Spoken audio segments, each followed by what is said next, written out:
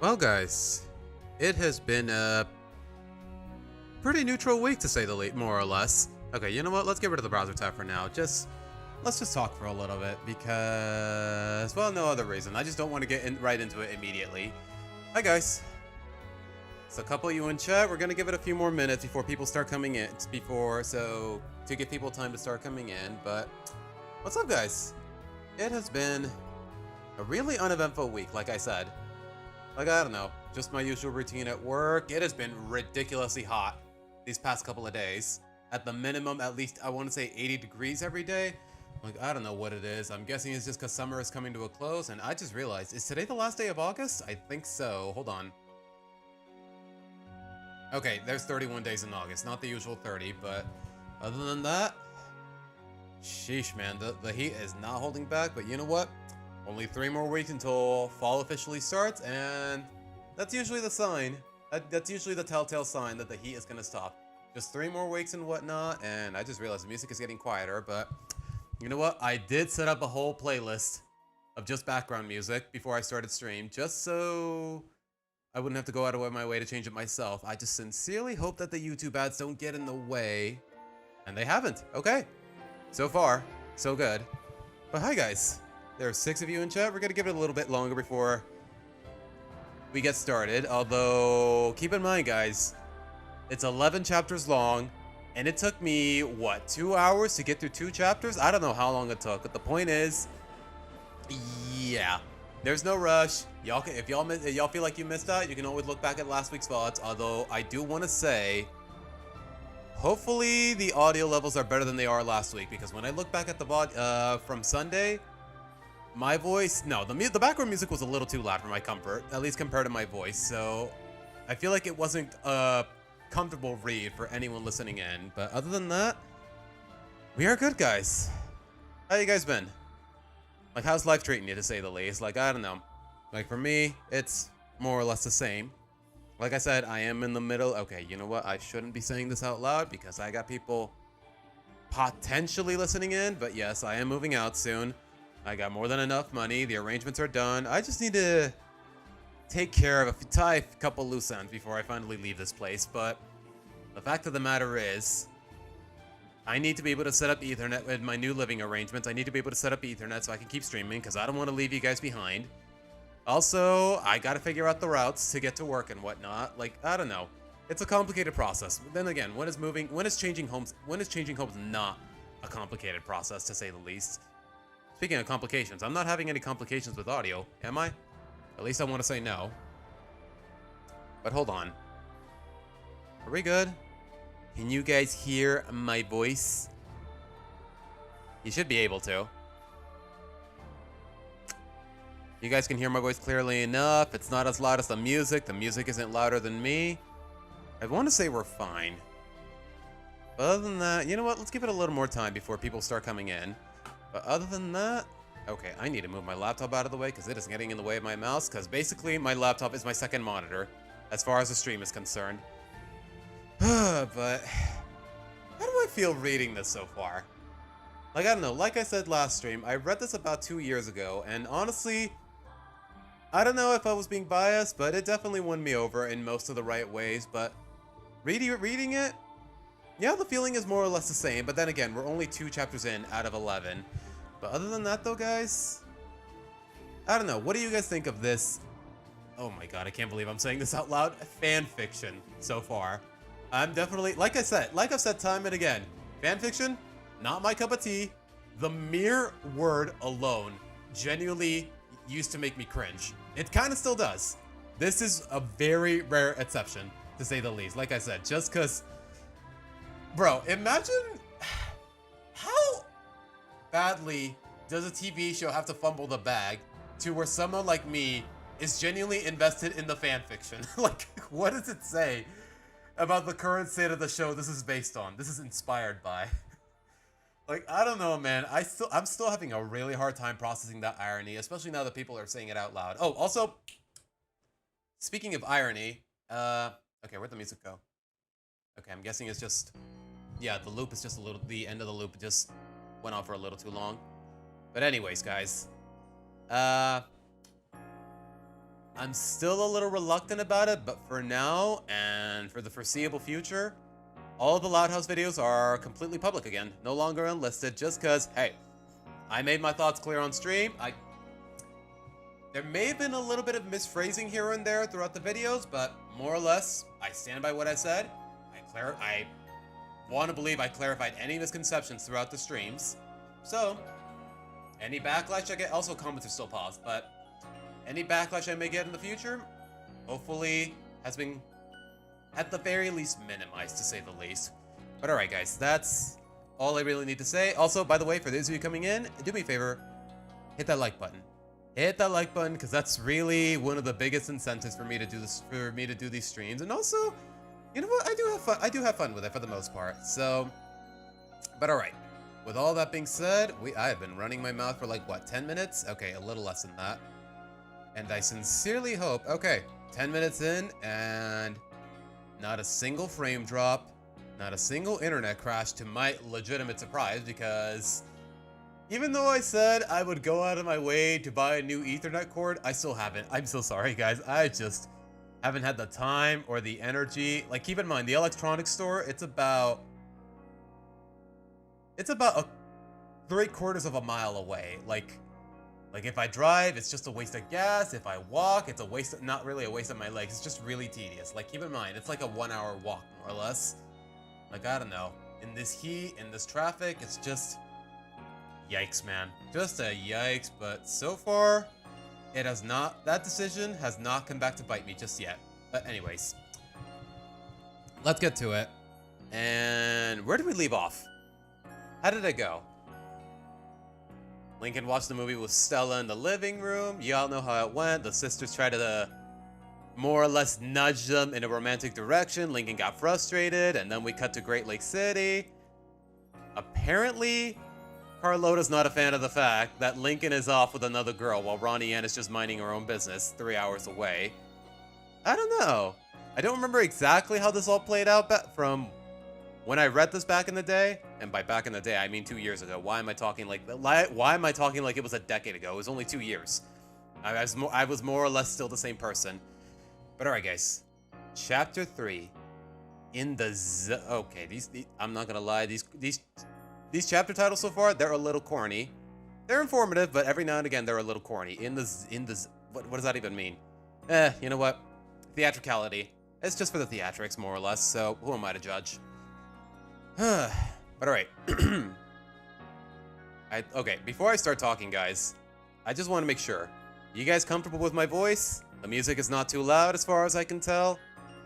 Hopefully the mic is not popping too much, so hopefully this is a comfortable enough volume. By all means, let me know, guys.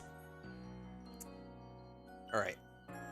Back with Lincoln and Stella, the two were making their way over to the arcade. Lincoln still slightly annoyed at his sister's meddling, to the surprise of absolutely nobody.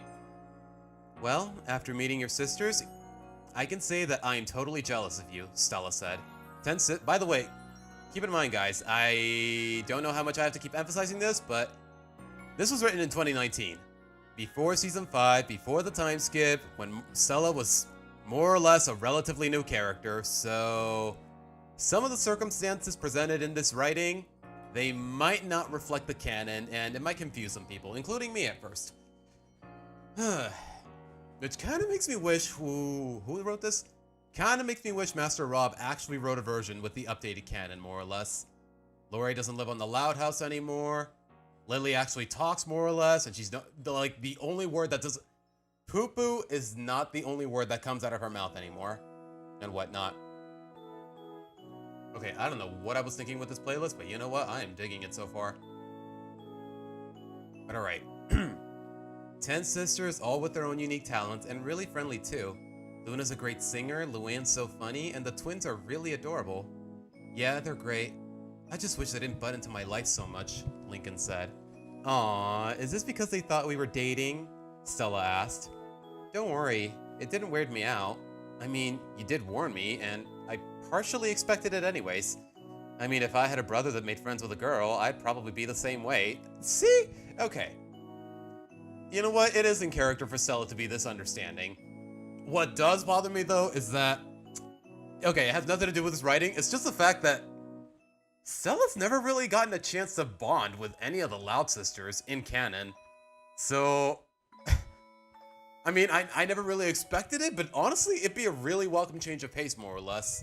But anyways, it doesn't make it any less annoying, Lincoln said. They're just showing that they care about you. It's actually kind of cute how they dote over you. Okay, that's a typo. Lincoln sighed in annoyance, wanting to just move on from that little embarrassment. Let's just get... Bro, what are you complaining about? You know you like this girl, and apparently it doesn't bother her as much as you think. Let's just get to the arcade. Hopefully it's not too packed. I really want to try that new kart racing game. Bro, if y'all had a childhood... Okay, you know what? I can relate to Lincoln here, because when I saw the Mario Kart arcade game at the local Chuck E. Cheese growing up, well, not so local. I mean, it was more or less in the United States. Like, I don't know, like, I would just never leave it just because it was just that much fun. Like, screw the rest of the place. Screw getting tickets for whatever prize I want. Like, I could play Mario Kart Arcade all day if I had the tokens and whatnot, which I didn't. And even then, it's not very healthy behavior, but still. Mario Kart Arcade was definitely one of the selling points of Chuck E. Cheese growing up, more or less. At least for me. Maybe it's because I've been a big Nintendo fan most of my life, but that's besides the point. Lincoln sighed in annoyance, wanting to just... Wait, I already read that. The two arrived at Gus's. Fortunately, it wasn't too packed, but the game Lincoln wanted to play was occupied by some kids. One he knew pretty well. Hey, it's Oh, gosh. Okay. I don't know where this is going. Oh, wait, right. Oh, wait, I forgot. Stella's new. She doesn't know Chandler. Nowadays in canon, she knows that he's a jerk, but... Okay, you know what? Let's see how this plays out. Chandler? Isn't he one of the popular boys? Stella asked. Yeah, his dad owns a sewage plant. He does cool parties there, especially on his birthday. I really wanted to go... Oh, that's right. Wait, was it Chandler? There was one episode, like in season 1. Chandler was hosting like a sewer party. Lincoln and Clyde were really hoping to be invited. Then Lori worked at Gus's Games and Grub and apparently was giving Lincoln a lot of free stuff, so he abused her in that regard just to make Chandler happy. Okay. I see what they're working with. Oh, were you not invited? Stella asked. Lincoln rubbed his arm. Well, I was, but it wasn't worth it at the time. It's a long story. Well, since you seem to know him, let's see if he'll be done soon. Or better yet, we can join him, Stella said. Oh, I don't want to bother him. He looks busy, Lincoln said. Come on, it couldn't hurt to... Okay, if this were Stella... If this were canon Stella, yeah, she would not give Chandler the time of day. We all know how much of a jerk he is. And honestly, not... Even for a bully, he's really surprisingly bland. Like, I don't know, it feels like he's just a jerk for the sake of being a jerk. Know what I mean? Like, I don't know, if you've more or less watched most of the show, then you'll know what I mean. Well, since you seem to know him, let's see if he'll be done soon. Or better yet, we can join him, Stella said. Oh, I don't want to bother him. He looks busy. Lincoln, come on. Okay, sometimes I gotta remember the fact that this was written in 2019. Before Chandler became a bully, before Lincoln more or less realized that he's, well, for lack of a better term, full of shit. Come on, it couldn't hurt to ask, Stella said, grabbing Lincoln's hand and dragging him towards the machine. Lincoln started blushing at the contact. Aww. Stella, you're kind of holding my... Excuse me, Stella said, having arrived at the game and getting Chandler's attention. Oh, hello there, Chandler said. Okay, Okay, let's pretend this is a typical season 9 episode. What season are we in? Okay, let's say season 9. He'd probably say something along the lines of, well, if it isn't Lincoln Lame, which honestly is just really dumb. That's a really stupid nickname, but that's kind of the point. With a little charm in his voice upon seeing Stella. What can I do for you? Okay, he knows Stella. He knows... Again. A lot of these elements are a little outdated when compared to canon, but you know what? Like I said, it was written in 2019. I more or less have to go along with it, but every now and again, I want to give my own take of what it would look like if this was written today. At least that's what I'm trying to do here. Like, how would this play out? Like, Chandler would say, if it isn't Lincoln Lame, and then I guess he would be perplexed at the fact that Lincoln is alone with Stella, rather than his entire friend group. And again, would I say his entire friend group? He hasn't interacted with Carrot. Like, oh my god, man. This show's continuity, it just loves throwing in a wrench here and there. Like, Lori lives in her own place. She's not at college anymore. Lily can more or less talk now. She's not that mindlessly adorable baby we used to know, more or less. She's still a baby, but you know what I mean. I guess Chandler's more or less a bully now, rather than just a side character, for lack of a better term. Like, I don't know. A lot has changed between, say, when was this written? Season 4, between Season 4 and Season 9. And you know what? Maybe it's for the best, but for the most part, people will say it's for the worst, because we all know what's become of this show. Alright, moving on. We were wondering if we would get to the next race, Stella said. Chandler immediately noticed Lincoln nearby, Stella still holding his hand. Oh, Larry, is this your girlfriend? Oh, that's right, he used to call him Larry.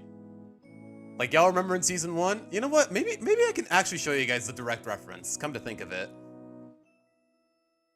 Let's see,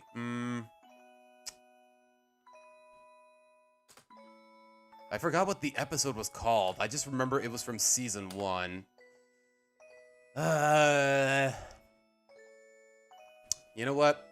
I think I have the means to narrow it down more or less. Chat's been relatively quiet, more or less, even though there's 7 of you in here. I will say, guys, I'm a little surprised. I'm not complaining, I'm just a little surprised. I don't mind if people are lurking, more or less. Alright, show me. I know it's near the end of Season 1. And the only reason I remember it is because it's the sister episode of probably my favorite episode of the season. Yeah, The Waiting Game. Here you go. The Waiting Game? Okay, the whole episode's on YouTube, but we're not going to react to it here. Just because... We're not going to react to it here, just because I don't want to... I'm not about to get copyrighted. Yeah, I am not about that life. Like, do y'all have any idea the extreme measures I take in my videos to avoid getting copyrighted? Most of the time, when I show B-roll footage of the show, I have to mute most of it. I have to show it in minimal qualities. Like, there's a reason most of the time what you guys see is the mudkip and the icy background. You know what? There's a reason most of the time in my videos, this is all you see. Just this little mudkip icon and the icy background, or whatever background I choose at the time. Like, I don't know. YouTube is a hell of a... You know what? Let me put it this way. The copyright game is complicated. Right, y'all remember this episode, right? Like Lincoln and Clyde trying to get the invite, he panders to him through the free stuff that he gets with Lori. Wait, why is this episode banned? This article contains information about an episode banned in Greece, Estonia, and Sri Lanka due to being paired with Roughing It. What's wrong with Roughing It?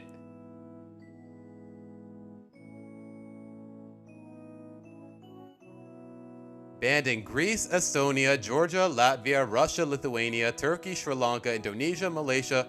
Oh, because Clyde's dads were in it. That's it? Okay. Damn.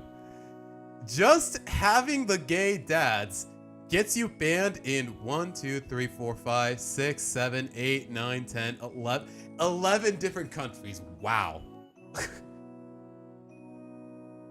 Okay, that is a little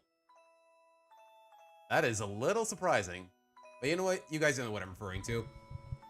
Yeah, before Chandler was more or less established as a bully, before he started calling him Lincoln lame, he basically just called him Larry for whatever reason. I don't know if he was being condescending about it, or he was just being... How do I describe him? Like, I don't know. Just oblivious, self-centered. Anyways. It's Lincoln, the boy corrected as he pulled his hand away. And no, Stella's just a friend. Chandler felt a little relieved. Well, that's too bad. She's kind of cute. Oh, hell no. Nope. Nope. Nope. You know what? Even though the show has more or less gone to crap, I'm grateful for the fact that they established that Stella genuinely dislikes Chandler, much like anyone else. Including the rice country? What's the rice country? What's the rice country, John? Thanks. So, will the next race be available? Stella asked, trying to tone down her blush. Oh, nope, no, okay. You know, again, I am so glad that in canon, Stella legitimately dislikes him, because no. Sure, I'm getting a little bored of this anyway. Unless you'd like to join me, Chandler said, raising his eyebrows. Well, I'm here with Lincoln. It's only fair that I get to play this game with him first, Stella said. Oh, cool with me, though, Chandler said, getting off. If you're still interested, though, I'll be at the Mega Fish Brawler arcade booth. Yeah, remember when Lincoln was a fan of what was that game? What was that guy called? What was that character called? Musclefish? What happened to that guy? Like, I know he wasn't a consistent, plot device like Ace Savvy, but y'all remember Musclefish? Like, I kind of miss him a little, I'm not gonna lie. As Chandler left to the fighting game, Lincoln and Stella took their place on the seats of this game. That was nice of him, Stella said. Chandler's a cool guy. Little full of himself at times, I'll admit, but he's not bad. Oh, my boy, if only you knew. Kinda wish he'd remember my name. Don't worry about it too much, Stella said. I won't forget your name. It's kinda hard to forget the boy who took their time to make you feel welcome. Okay, that could be worded a little better. I'd say, took time out of his day to make you feel welcome. Wait, what happened to the music? Okay, for some reason, it wouldn't start playing until I switched the tab. That's so weird. Indonesia? Is Indonesia really the rice country? The more you know, I guess. It was the least I could do, Lincoln said. Okay, Lincoln, you know what? I can understand why he's more or less keeping his feelings to himself, more or less. But be real, guys. Okay, for the straight gentleman in chat, let's be real. Oh, Horthead, hello. Welcome to the stream. I just realized I'm more or less not paying attention to the chat history, even though there's not much of it. JJ Deer, hello. Welcome to the stream. ADP 2007? I'm sorry, 8PD. Welcome to the stream. You know what? I more or less said hello on like 5 different occasions, but then again, chat didn't really respond much. But still though, what's up, guys? Let me take some time to say just hello, guys, to those of you actually in chat and whatnot. Welcome to the stream. But alright, I digress. Seriously. For all the straight gentlemen in the chat, at least throughout middle school, even elementary, and especially high school. Like if a new girl joined your class and you legitimately thought she was pretty, would you go out of your way to befriend her with completely platonic, and I'm asking this genuinely, would you legitimately go out of your way to try to befriend her with completely platonic intentions? It's okay if that's not it's okay if you're more or less crushing on her. But is there any possibility that you're befriending her strictly just because you want her as your friend and nothing more in the future? I would say probably not. That's just me though. That's just me. Like, I don't know. Like, all of the emotions, all of the character development that occurred the day Lincoln met Stella, like, if you ask me, if you ask my relatively professional opinion, and by professional I mean I got a bachelor's in film production, and I'm more or less, well, I wouldn't say experienced writer, I more or less have a grasp on a decent narrative, and I have the college credentials to back it up. But other than that, I don't know, I would say no. I would say no. Like, if you go through all these measures for this new girl, yeah, you're totally into her. That's all I can say. That's all I can really say. But as far as Lincoln's feelings with Stella, I can understand why he's not being so overt about them. Anyways, don't worry. Blah blah blah. It was the least I could do. Now let's get racing. Sounds fun. Just don't expect me to go easy on you, Stella teased. Funny, I was about to say the same thing. Aww. It's puppy love. It really just is. The two got into their game rather quickly, and as promised, neither went too easy on the other. Huh, what are the odds? We went from the theme of Twilight Town in Kingdom Hearts 2 to the other theme of Twilight Town in Kingdom Hearts 2. What are the odds? Anyways. Nearby, Chandler had been putting his coins into the arcade machine, feeling a bit jealous of Lincoln and Stella. Who knew Larry could get such a pretty girl to hang out with him? You know what? Let's just switch out Larry with Lincoln Lame, because that's what we know he calls him nowadays. Who knew Lincoln Lame could get such a pretty girl to hang out with him? Dude, she always hangs out with him. Wait, again, I forgot. This was written around the time of season 4. I gotta give this boy more credit. He's got quite a way with the ladies. First with that Santiago chick, and now this new girl? He shrugged it off. Well, looks like they're in the friend zone, so I can move in when the time is right. Maybe Lincoln Lane can help me with that. A bit later, after Lincoln and Stella finished up, the two made their way to the counter to order some food. What do you want, Stella? I'll cover it. You don't have to. I brought money, Stella replied. Come on, you're my guest. Besides, my sisters would be pretty mad if I didn't cover for you. We don't have to tell them, Stella said. Besides, this isn't a date. You don't need to cover my expenses. I can take care of myself. I'll settle this, Chandler said, getting their attention. Chandler? Wait, how are you gonna settle this? I'll cover it, Chandler said, pulling out a credit card. A little gift from Pops. He won't mind if I use it for some friends.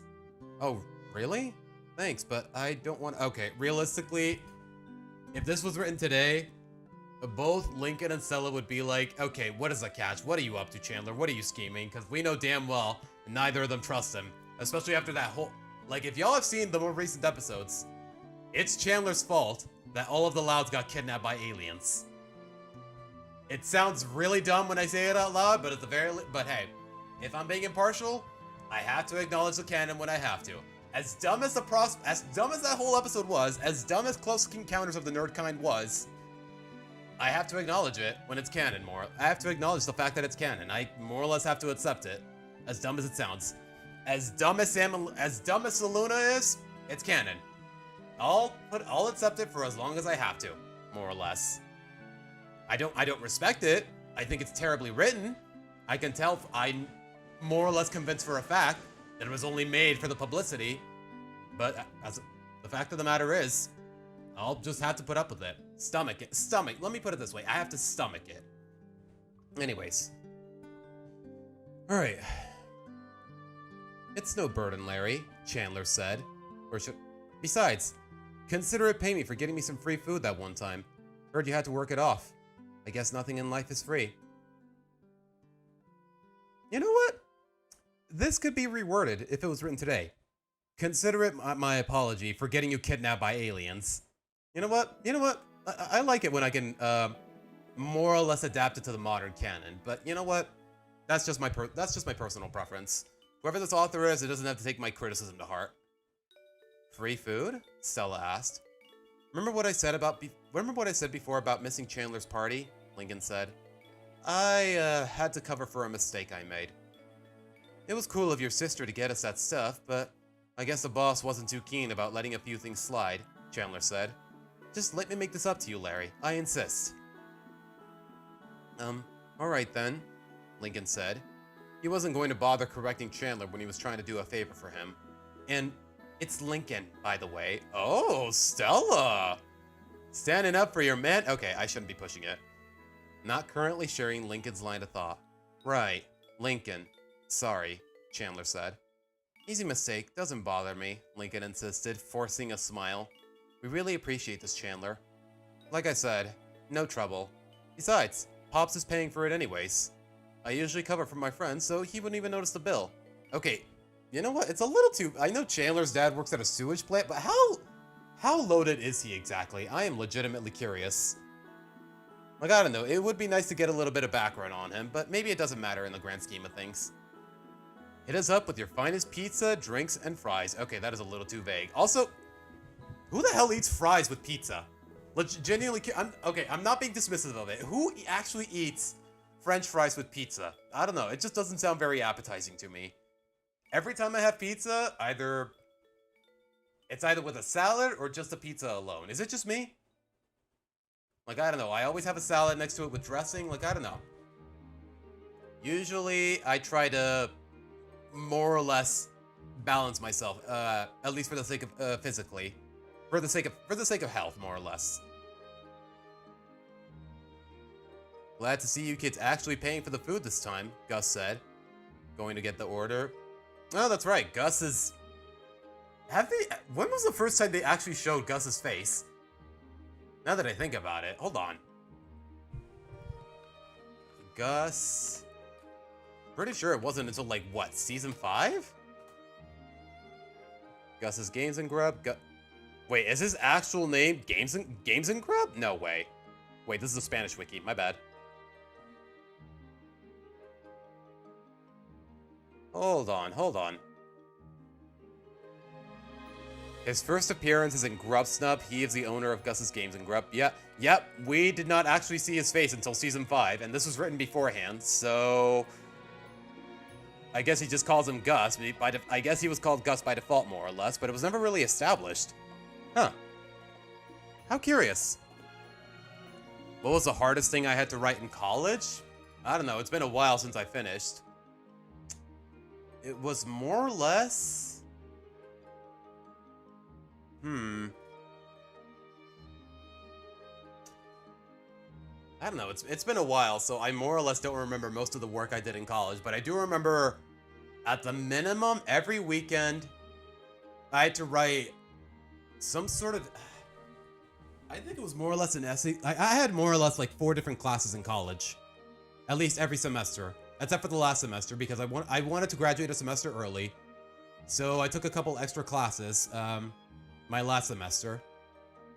But every week, I was assigned more or less an 800-word essay for each class.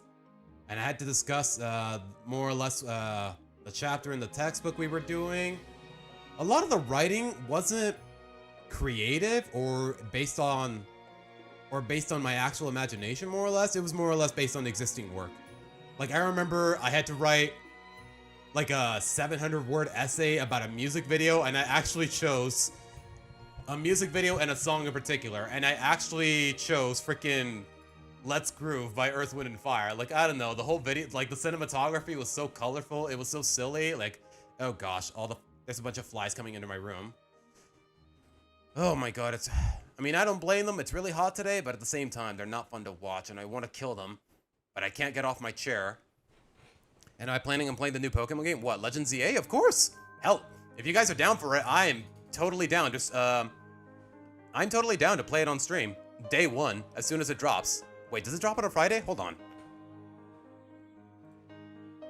If it drops on a Friday night, I'm more than happy to play it as soon as I get home from work.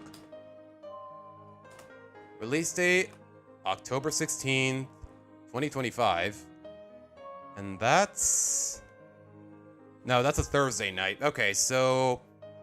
Friday night, October 17th, I want to say around 7 p.m. Pacific. Yeah, I am playing this game day 2. Okay, why are they releasing Switch games on Thursdays? Didn't they used to release them on Fridays, more or less? But yeah, I definitely intend to play Legends ZA Friday night, Friday the 17th. It drops on the 16th, but I have work that day, and I have work the day after, so yeah, presumably Friday night. Friday, 7 p.m. Pacific.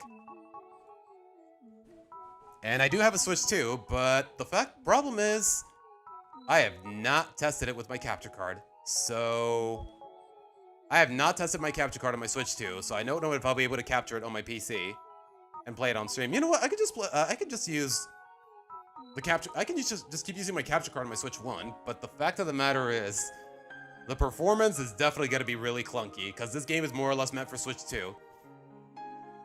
But we'll see how things go. It's not going to be for another 2 months. I'll definitely have more than enough time to test it before then. But alright, guys. Where did I leave off? Let's see. Where did I leave off? Right, we were talking about Gus. Oh, it was just a few pizzas. Didn't have to make Lincoln missed my party.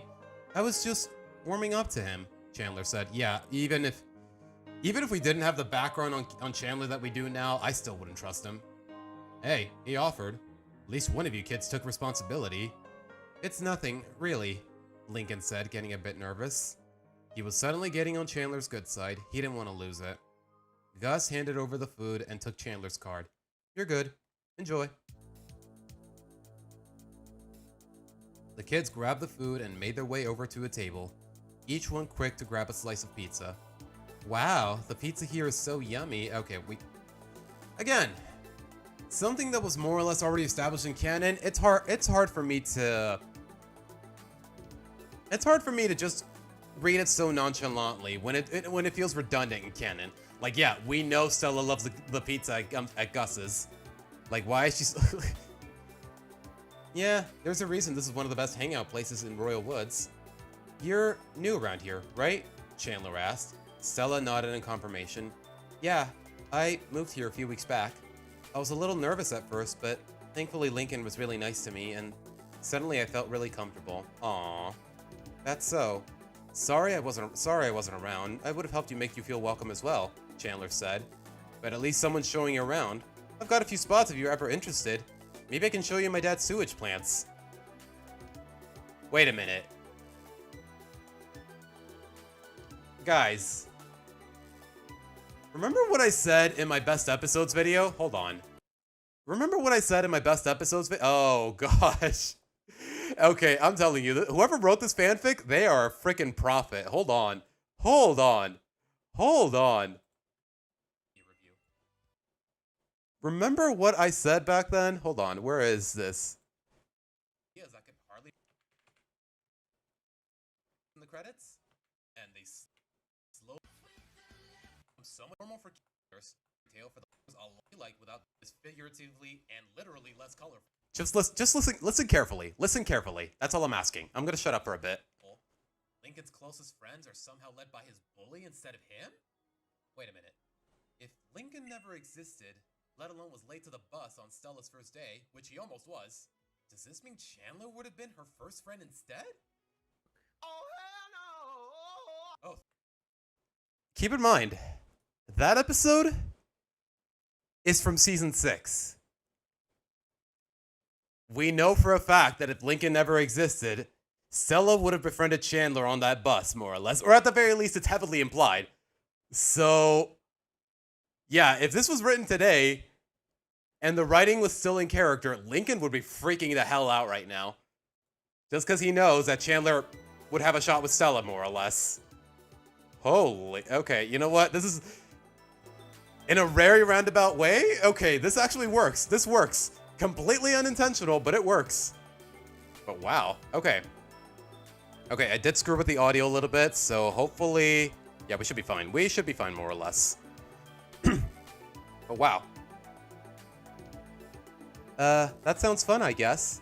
This summer, I'm hosting a party at my dad's sewage plant. For what, your birthday? Or just, I guess, for the fun of it? Yeah, no. I don't see how that realistically works, but whatever. I'd like for you two to be the first to accept my invites, Chandler said. Wow, really? Lincoln asked. We'd love to. Well, I guess it would be rude to turn down an invite. Plus, it sounds like fun, Stella said. It's settled then, Chandler said. I don't have any invites on me, but when I do make them, you two will be the first to get them. I'll even show them off in front of the school. That way, all the kids will see just how lucky you are. Wow, a party and instant popularity? What a combo, Lincoln said. Hey, you think I could get some for my friends too? Friends? Oh, right. I seem to remember you having the friend who wore glasses, Chandler said. What was his name? Cliff or something? Clyde.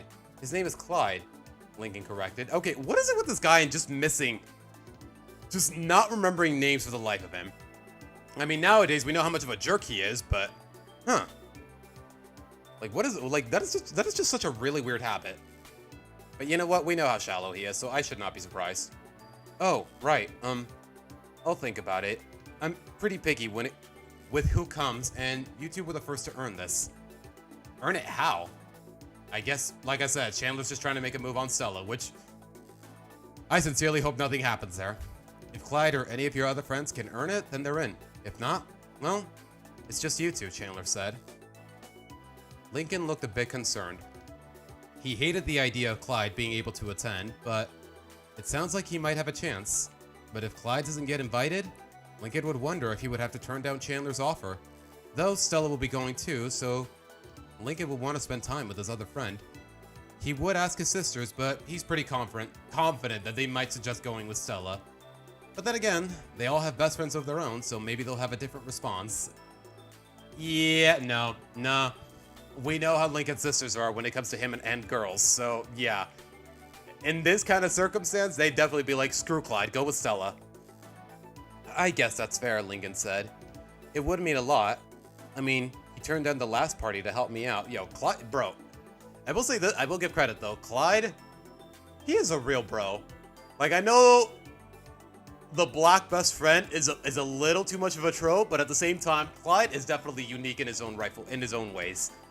Like, I definitely respect the character more or less. And unpopular opinion, but I'm really glad that he more or less got over his crush on Lori with no explanation, more or less. That's true. I'll think about it, Chandler said. So, anyone up for some mega fish brawler after this? It sounds great, but I should warn you that I'm a master at musclefish. I love trashing noobs online with him. Okay, even for Lincoln, that line is a little too corny. I will say this. I'm looking forward to it. How about you, Stella? I'm not particularly good at that game, Stella said. Maybe I can show you some combos, Chandler said, raising his eyebrows. Okay, can we stop this, please? Can we stop with the Chandler hitting on Stella? That's just so wrong in so many ways, bro. Alright, count me in. The rest of the night went off well. Lincoln and the others played their rounds of Mega Fish Brawlers, with Lincoln and Chandler getting a good share of wins. Then they played other games like skee ball and air hockey, Lincoln faring well in the former, but not too great in reflexes in the latter. Chandler got really friendly with the two, especially when it came to Stella. The night ended, all parties had to make their way home. Bye, Chandler. It was nice meeting you. Which Nintendo games do I like? As of late? As of recent releases? You know what? Let me just disclose more or less every franchise that I dabble in nowadays, as far maybe Nintendo or not. Kingdom Hearts, Fire Emblem, Pokemon, obviously. Otherwise, I mean, look at the icon above the chat. Like, what does that tell you? Obviously, Mario games. More so. Yeah. I fucks with Mario. Not necessarily just Paper Mario or anything niche. Mario, Pokemon, Xenoblade. I've only played the first Xenoblade. I do want to play the other two eventually. Kingdom Hearts. I'm down to play a Legend of Zelda game. Like, I don't know. I'm more or less a jack of all trades when it comes to Nintendo franchises. Except for Metroid. Not that I hate it or anything. I've just never gotten the chance to play most of the games. Like, all I've played is Metroid Fusion on the Game Boy, and that's it. That is straight up the only Metroid game I've ever finished. But alright. See you at school, Chandler, Lincoln said, waving goodbye as he walked Stella home. He's a nice boy, Stella said. Yeah, this is the most I've hung out with him, Lincoln said. Wow, this is a really fun day. Much better than I expected. Yeah, it was nice finally seeing your house and all your sisters. Aside from Lori, Stella said. You can come by again tomorrow if you'd like, Lincoln said, then remembered something. Oh, wait, I promised the twins I'd take them to the park. Do they really need your super... I don't know. How many episodes have we had where Lola and Lana are more or less alone in public? Like, I don't know. Do they really canonically... Are they canonically in a position where they need Lincoln's supervision? Then again, this was written in Season 4. Like, I don't know. A lot has changed since then, so... But if this was more or less adapted to canon, I think Stella would be the kind of character to see right through Chandler's bullshit. Like, all the flirtation, all the paying for the food, all that jazz, she'd be like, yeah, this guy's full of shit. This guy's full of shit, yeah. And so would Lincoln, to be honest. Like, I understand the fact that Chandler would actually feel bad and would want to pay for the food, but yeah, they could see... I feel like these would be the kind of characters that would see right through his bullshit. But anyways. I don't mind tagging along, unless you think they would, Stella said. Oh, they won't. Clyde accompanies me to most of the things I do with my family. They don't mind having him around, since they enjoy his company for the most part. Plus, they sometimes feel bad that I'm the only boy there, and figure it's good for me to have another boy my age around, Lincoln said. Aww, your sisters are so thoughtful, Stella said. When they want to be, they are, Lincoln said, getting a light arm punch from Stella. Be nice, come on. You know you love your sisters to bits. Well, yeah, I do, Lincoln bashfully admitted. Aww. Okay, this writing is too sweet, man. This writing is too sweet. What is it doing to me? What is it doing to my grown ass? For me, I'm very annoyed about the Switch games and Switch console too. So greedy. Yeah, I get some people. Like, I get it. It's $500 and the games are 70. Like, the economy's only getting worse. It might get even more expensive because of the tariffs going on. Like, I don't know. It's a lot of money, but luckily, I do have a lot of it. I do have a lot of it to spare nowadays. But alright. And you know, they love you to bits. I can tell from how they look at you. Especially the twins. There's just so much admiration, Stella said. The twins? Lincoln asked. I can probably believe Lana looking up to me like that, but Lola? She's too busy looking down at me from that pedestal she places herself on. You heard her argument with Lana. She's just putting on a tough act. Some girls like to hide their feelings because they're afraid it makes them look weak, Stella said. If Lola talks down to you, it's just because she wants to prove that she's pretty and strong. Being a pageant girl, she has to develop some aggressive attitude since it's a competition. Something you help her through. Something you help her with, if I'm correct. Okay, that's another typo. You know what? That makes sense. We know how theatrically and not so theatrically full of herself Lola usually is. And the fact that she more or less does it because she feels like she has to have a reputation to uphold as a pageant star, and then you take into account the fact that she's like 7 years old canonically nowadays. Like, honestly, this kind of attitude, it checks out so perfectly. Like, okay. You know what? That's a good analysis on Stella. And you know what? We know how perceptive she can be, more or less. Like in her debut episode. I'm not talking about white hair. I'm talking about the other one. Like, immediately, she saw that all the guys were getting nervous around her, so she started hanging out with them one-on-one just to calm their nerves. Like, if Stella wasn't more or less established to be so tech-savvy, for lack of a better term, yeah, okay, yeah. She would more or less, I feel like if we ever get like a time skip episode, she would grow up to be like a psychologist or something like that. Like, she's got that gentle spirit, know what I mean? Like, you know what? I really like this character so far, or at the very least, this interpretation of it. It doesn't feel like it's slapping the canon in the face or anything along those lines. Not that the canon is always worth respecting, but you know what I mean. But alright, where was I? Well, yeah, I enjoy coaching her. It's kind of fun. I mean, to be fair, you only did it to win tickets to an amusement park, but you know what? I can see how Lincoln got some fun out of it. And I'm sure she appreciates what you do for her. If anything, I wouldn't be surprised if she wanted your attention all to herself, Stella said. Since you're the only boy among sisters, I wouldn't be surprised if they try to see who could be your favorite. Okay. I don't even want to think about favorites. If I pick one, I'll have 9 angry sisters who know where I sleep, Lincoln dreaded. But why would my opinion matter the most? You're the only boy. Naturally, you would have more attention drawn to you, Stella said. I mean, it's just a theory. Don't make me say it, don't make me say it, don't make me say it. A game theory. Thanks for...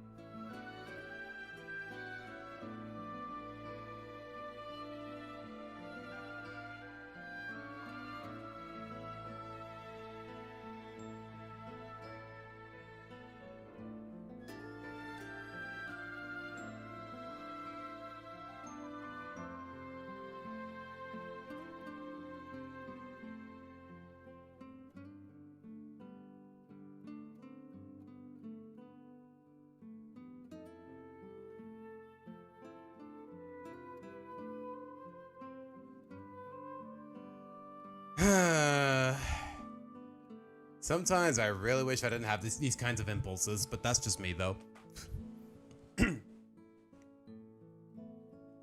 You're the only boy. Naturally, you have a lot more attention drawn to yourself. I mean, it's just a theory, but I'd like to spend some more time with your sisters and maybe see how they view you compared to each other. You make this seem like a science experiment. I'm a little surprised Lisa hasn't tried that yet. Honestly, on God, I feel like Stella and Lisa, out of all the Loud sisters, I feel like Stella would get along with Lisa for the most part. Like, we know Stella's more or less real tech savvy, and we wouldn't know that if it weren't for the comics. Look at that. A love interest that actually gets fleshed out in the graphic novels. Unlike the other one that I'm a little tired of mentioning. And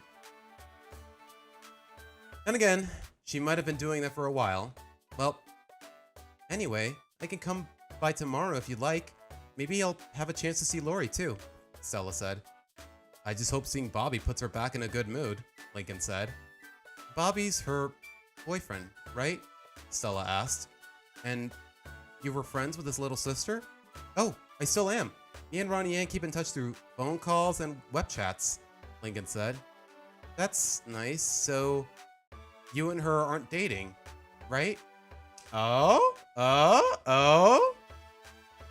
Drama. Okay, I'm gonna shut up. I am way too old to be fixated on these kinds of details, man. I'm just here to read a wholesome story. Is that so much to ask out of myself? Sometimes it is, if I'm being honest. I kind of miss the good old times when the Switch consoles being cheaper for the consumers to purchase. I mean, in the Nintendo Switch's, 8-year time span? How many times did it ever go on sale?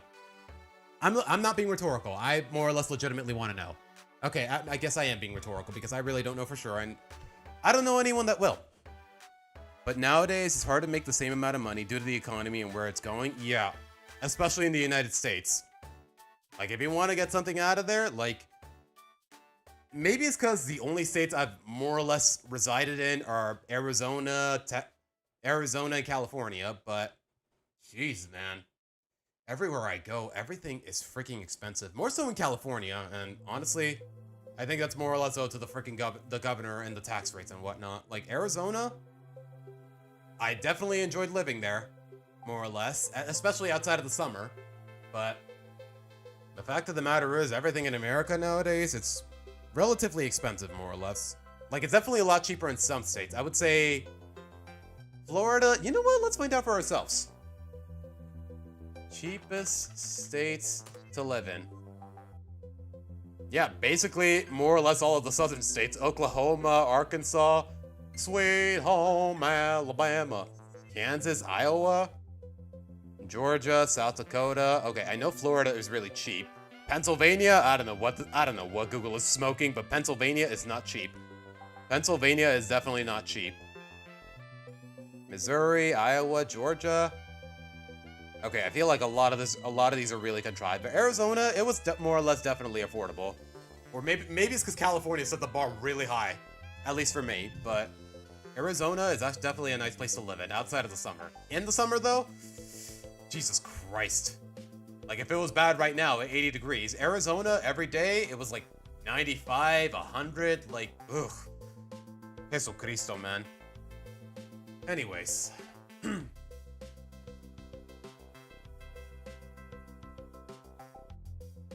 That's so nice. So, you and Ronnie Ann aren't dating, right? We used to, I think, but we're keeping it in the friend zone. Besides, I don't think I can handle long distance. Lori barely can, Lincoln said. Me and Ronnie Ann had a really odd relationship. I guess she is what you described, a girl who acted tough to hide her emotions. It worked really well on me for a while, but then I went to her house and saw how caring she was to her family. Aw, you know what? I get that. But you know what? That's really nice continuity from that one episode where Lincoln and Ronnie Ann had to take care of an egg for a class project. Okay, you know what? I like that. You know what? That's good writing. Good continuity. Most guys need girls to bring out a softer side to them, but sometimes the exact opposite can happen as well, Stella said. Huh. I've never thought about it like that, Lincoln said. Is it weird that I'm the type of boy who could soothe out a girl? Bro, you live with 10 of them and you handle them more or less well enough. Weird how? Stella asked. Boys should be, you know, tough and rugged, but I've never felt tough. In fact, I'm convinced that thanks to my sisters, I'll never be manly or anything. I've adopted so many feminine traits, Lincoln said. I know how to give a manicure, Not something most boys my age know how to do. I don't even know how many boys older than me that do. I've somewhat come to terms with it, but even that's something I'm not too confident I should be feeling. I mean, how can I balance a girl's sensitivity if I have too much of my own? The very polarizing question. Lincoln, being manly doesn't mean attacking all tough and macho. Like, I don't think most girls don't care for that. At least I don't, Stella said. There's nothing wrong with you being sensitive. That means you can relate to girls. Maybe understand them more on an emotional level. But Lynn told me that I need to be more assertive and boyish, like, otherwise girls don't find me attractive. I mean, what about me did you not find attractive? Oh? Huh? I never said I didn't find you attractive, Stella said. Wait, you didn't? I thought that's why you didn't want to date me. Or any of my friends for that matter. Bro, it's because you just met her at the time. It's not because... Oh my goodness. You see why... Do you guys see why Be Stella My Heart really bothers me as an episode? Not to the point where I like hate it or I consider it a bad episode. It's just the narrative bothers me for reasons that are a lot less direct than my other hated episodes, more or less. Oh my goodness, man. Like, what is it with this mentality that is more or less a general consensus with the whole fandom? Like, people say, oh, Stella already rejected Lincoln. It's never happening. She rejected him because they just met. And he assumed she already wanted him. Mistakenly, keep in mind. Like, oh, jeez, man. You know what? Let's see how this goes. Let's see how this goes before I keep rambling. I have the cash for it, but at the same time, I don't even game anymore that much due to college, but it's pretty cool. Console low-key. Yeah, in my college days, most of my streaming, my hobbies and whatnot, especially my gaming hobbies, they were either games I already had or games that were free to start. Fire Emblem Heroes and Overwatch. Overwatch definitely consumed me. Just $40 and I played like, honestly, I am legitimately baffled and embarrassed that I played Overwatch for so long. From late 2016 all the way until like 2021, 2020. All I know is I played it for several years. Like, more so devotedly, and the crazy part is I never made it past Masters in the rankings. Like, it's crazy how I play a game for so long and I'm still not the best at it. Like, does that say something about me? Like, when I devote more or less a good chunk of my life to something and I'm still not the best at it, or even close to it for that matter. Like, it makes me kind of sad, but hey, that's life. Sometimes you feel like you push your talents where they don't belong, and you realize that you're not meant to be there, and that's okay. Anyways. Wait, you didn't? I thought that's why you didn't want to date me, or any of the guys for that matter, Lincoln said. Not because you're unattractive. I'm just not interested in having a boyfriend right now, Stella said. Also, again, you had just met you had just met at the time. You know what? I definitely do want to rephrase the sentence. Let's put it this way. And hypothetically, she would say, Lincoln, I had just met you at the time. Lincoln, I had just met you. How many new girls do you know that want a boyfriend on their first week at school? On their first week at a new school? Like, I don't know. That's just me, though. That's just my take on it. You could definitely rewrite this line in some capacity. Look, even if I'm not interested in dating right now, I do think you're handsome, Lincoln, and I don't think you're too soft to be anyone's boyfriend. You're very ambitious, and you're still boyish. I mean, look at you and your love, considering your love for comics. Having feminine qualities is an advantage, not a weakness. Yeah, okay. Y'all remember the episode Roughing It? Where Lincoln feels like he was being too feminine for his own good, so he hosts that whole camping trip with Clyde. Then it turns out, all that stuff he learned from his sisters, one, most of it was never really feminine, and two, it actually helped him survive the wilderness. Like, I don't know, this kind of lesson, this kind of heart-to-heart, a lot of the lines here, I feel like they're a little redundant for the sake of his character development. Also, if your sister wants to see you being athletic, then maybe we can face her in dodgeball, and then maybe... and she can get some of her friends and go against you, me, and the guys in a round of dodgeball. They'll fall before our score. Okay, that line is just really corny. I don't even want to read it out loud. They got a small laugh from the two kids. You're a talented boy, Lincoln. Don't forget that. Wow. Thanks, Stella, Lincoln said. I'm really glad we're friends. You're one of the first girls outside of my family that I can be open with. I mean, even Ronnie Ann wouldn't get this deep. She'd just punch me in the arm and tell me, toughen up, lame-o, or something like that. Okay, that does sound like her. Lame-o? It's her nickname for me. Does she really even call him lame-o nowadays? I think she more or less stopped. Yeah, nowadays she just calls him Link or Lincoln. But then again, I gotta keep reminding myself, this was written in 2019. This was written in 2019. This was written in 2019. Get a grip, Seabass. Get a grip, Sebastian. It's her nickname for me. It used to be annoying, but I don't mind it anymore, Lincoln said. She's not mean about it, though. She's just messing around. Kind of like how Lynn likes to call me Stinkin'. I guess they both have a unique way of showing me affection. Well, Lynn is a jock, right? So it makes sense. It's weird, though. You don't stink at all. Sometimes you smell like shampoo. Okay, what is that line? I mean, it's kind of cute, but what is that line? You could have just said, I don't think you stink at all. Well, having 10 sisters means more aroma from my cleaning supplies. I should feel bothered, but I kind of like the way it feels in my hair. I don't know. Have all the gentlemen in chat, genuine question. Have you ever used ladies shampoo? I haven't. I don't remember ever having to. Like, have y'all seen the memes? Women's shampoo. There was this one meme with Finn from Adventure Time.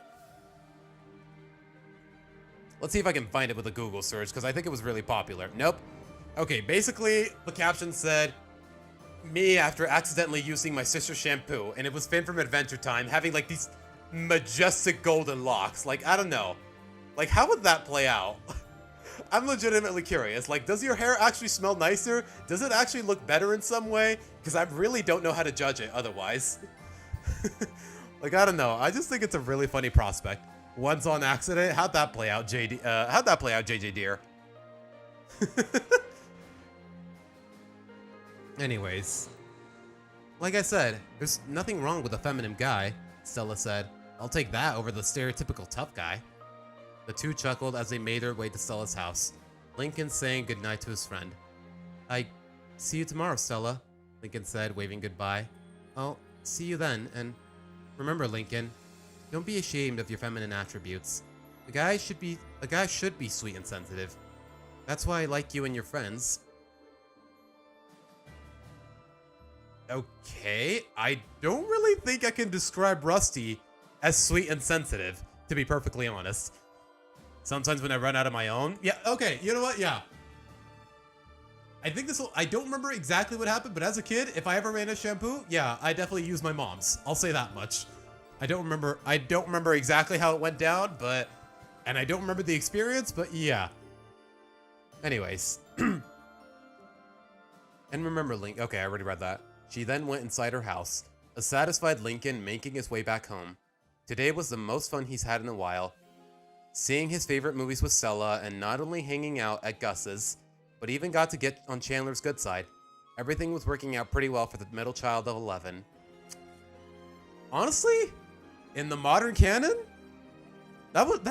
yeah, I'd say that would still apply. One minor change I would make is just, like I said last time, sow the seeds of the bond between Lincoln and Stella. So, just as a bit of icing on the cake, before Stella leaves here, okay, hear me out.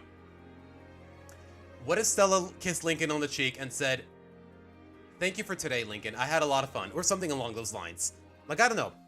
It would definitely, I'm guessing at the end of the, okay, I know for a fact at the end of this, they do get together. Spoiler alert, guys.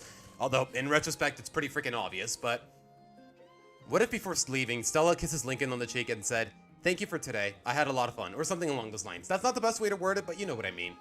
Like, I don't know. Like I said, sow the seeds. Sell me on the bond. That's gonna presumably grow into a romance, more or less. Back in Great Lakes, Lori and her father were just about done and making their way back home from the Casa Grandes' home. Okay, I'm not gonna lie though.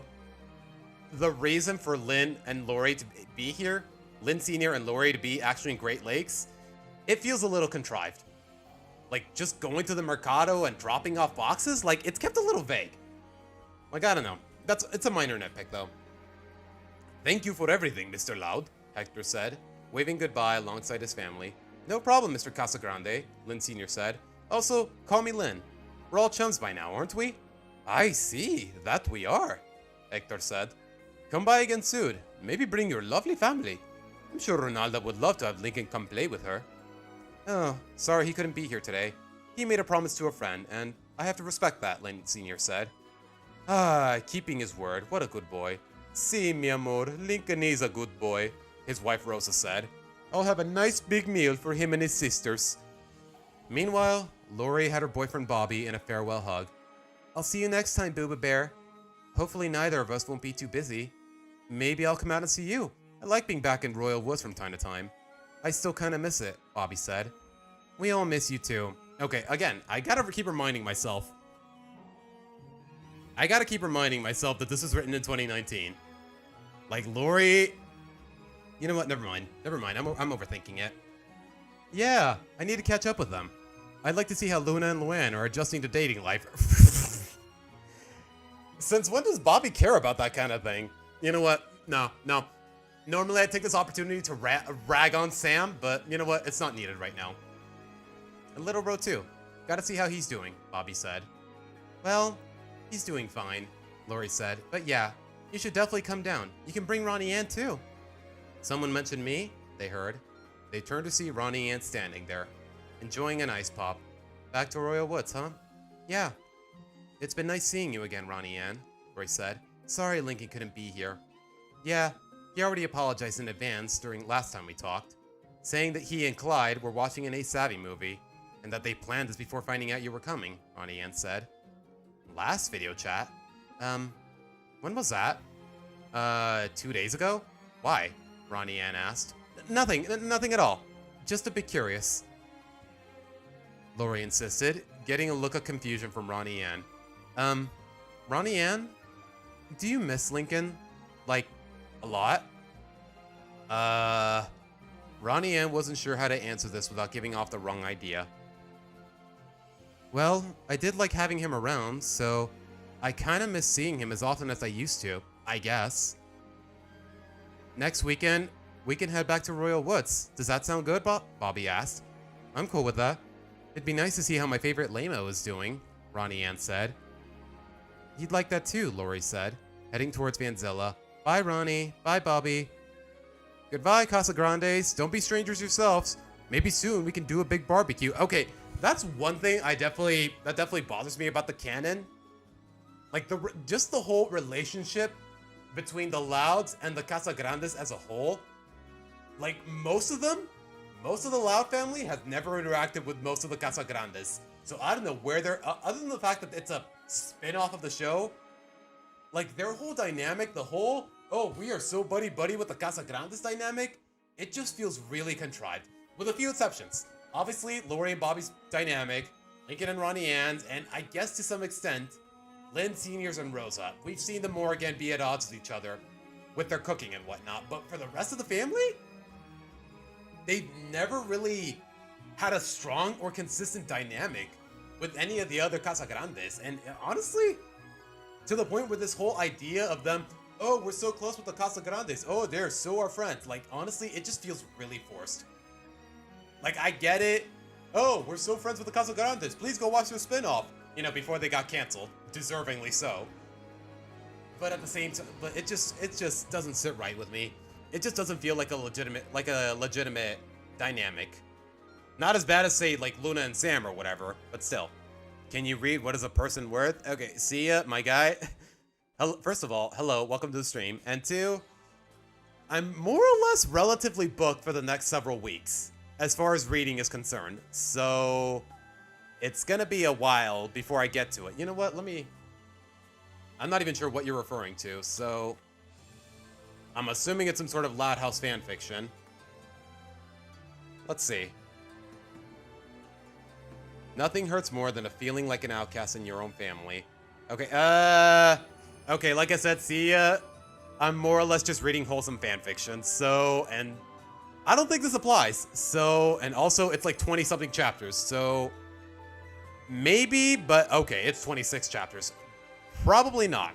Like I said, I want to keep it PG. I want to keep it wholesome. So it's probably not happening, my guy. Sorry. But all right. Where did I leave off? Goodbye, Casa Grandes, Lynn Sr. said. Don't be strangers yourself. Maybe soon we can do a big barbecue. Sounds fun. We'll keep in touch, my friend, Hector said, waving goodbye with his family. As the loud father and daughter left, Carlota turned to Ronnie Ann. Well, we got work to do, Prima. Huh? What are you talking about? Well, we gotta get you ready to meet your beau. Your what? Wait, your... Did I pronounce that right? Your beau?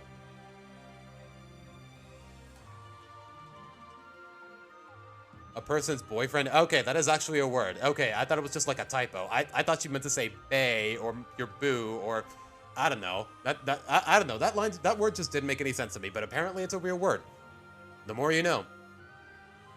Ronnie Ann facepalmed. For the last time, Lincoln is not my boyfriend. Sure he isn't. Don't worry, I got your back. Ronnie Ann shook her head. Why do I even bother? She went back inside to return to her room. Though perhaps she should try contacting Lincoln later, just to see how he's been doing. Speaking of Lincoln, by the time he got home, he found 9 curious sisters staring intently at him, their eyes brimming with curiosity. I see each PG-13, though you know that due to and etc. Is it PG-13? Okay, I probably should have checked the rating, but just judging from the thumbnail and the prospect, I'm guessing it's just one of those fan fictions that was like, no such luck is awful, so they wrote this fanfiction. Because like I said, guys, no such luck?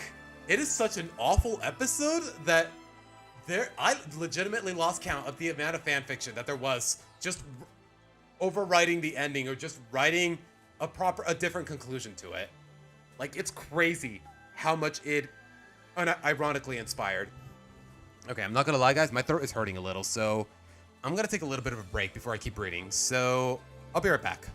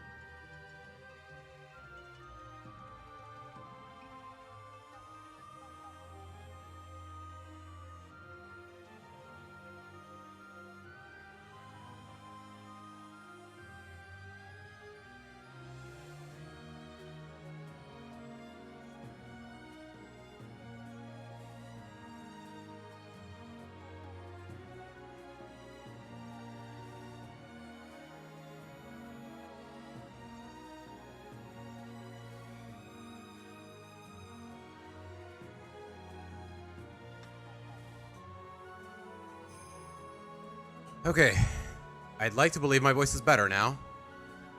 Okay, I will say this though, guys. Stream is not gonna go on as long as I would like because I'm getting hungry. I'm getting hungry and I want to go get some dinner, more or less.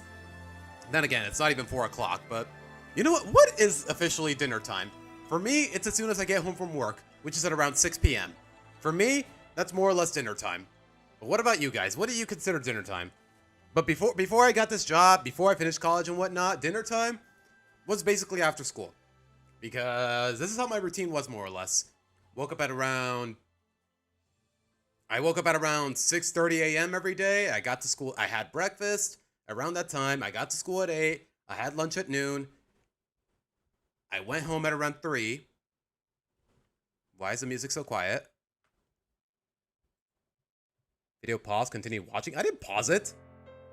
I didn't pause it. I got home at 3. Oh, okay, I got home at around 4 or 3:30 more or less.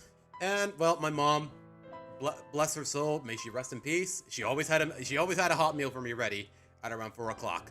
So that was more or less dinner time for me. Nowadays it's at around 6 p.m. Like, I don't know. It's just a little, like, the timing is so inconsistent to the point where there's no official scaling for it, at least for me. 5, 6 to 7, okay. And more or less after 5, I want to say. Like, I don't know, as a kid and as a teenager, it was more or less 4:30, but nowadays, yeah, dinner time, I think the general consensus is past 5, past 6, more or less. Like, I don't know. Life was definitely a lot different for me back in the day, more or less. But alright, where did I leave off? Right, Lincoln was getting home. Speaking of Lincoln, by the time he got home, he found 9 curious sisters staring intently at him, their eyes brimming with curiosity. Oh boy, here it comes. Okay, bro, like you didn't see it coming. So, tell us the deets, bro, Luna eagerly shouted. Did you hold her hand? Lenny asked. Were you a perfect gentleman? Lola asked. Did you feel a connection through your souls? Lucy asked. Okay, I will say this. This guy he's definitely got the, how do I describe this? The dialect of the Loud Sisters and really all the characters. He has got it down to a T, more or less. And you know what? I can give respect for that. After work at around 9 after 9, my guy? Bro, what the hell are your hours?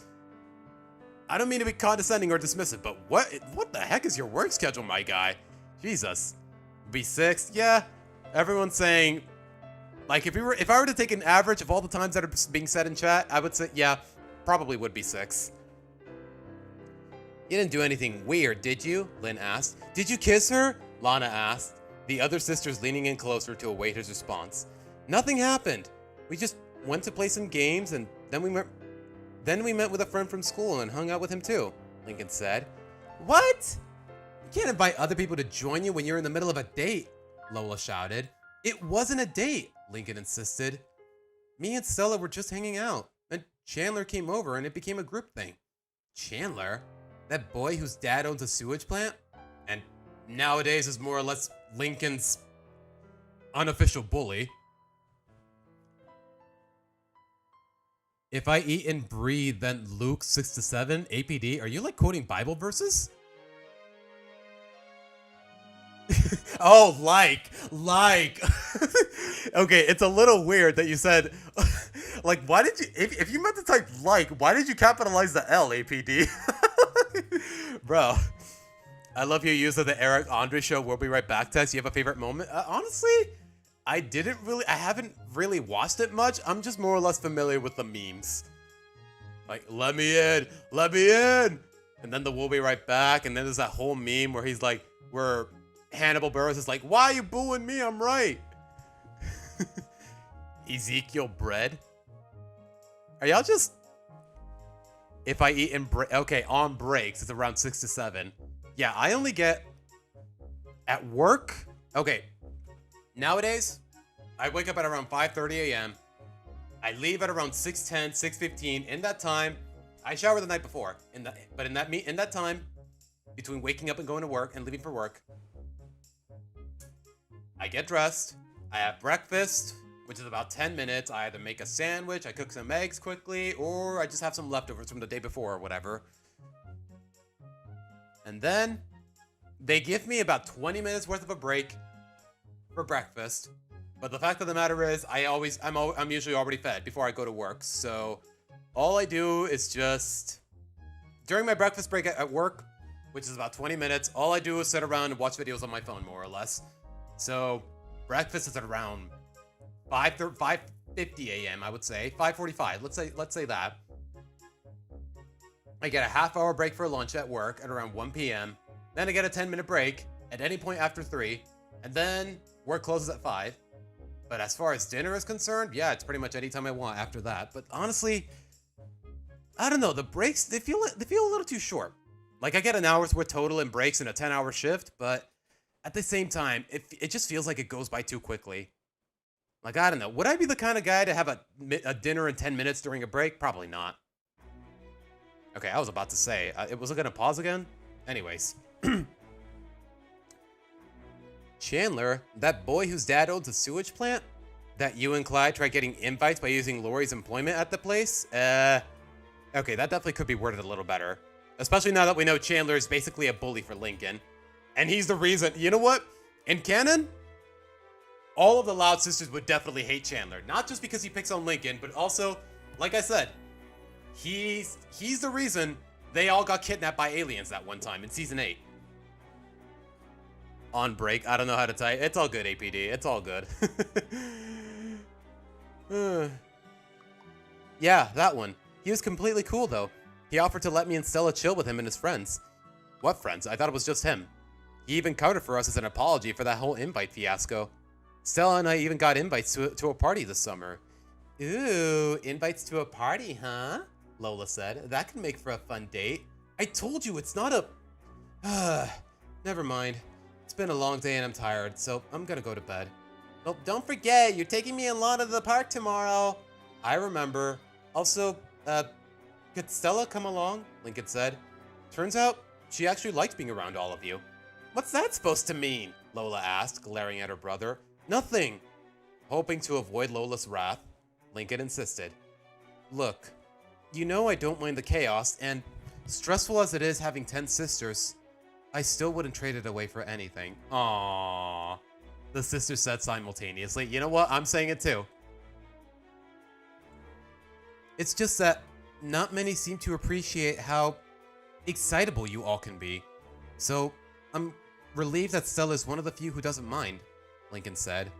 That's how you know she's a keeper, brah, Luna said. We know we're a lot to handle. We get the same worry whenever we bring our friends over. You're definitely not alone. That's why we're happy to see you two together. You deserve someone who will look past all this and like you for you, Luan said. So we really want you two to work out, Lenny said.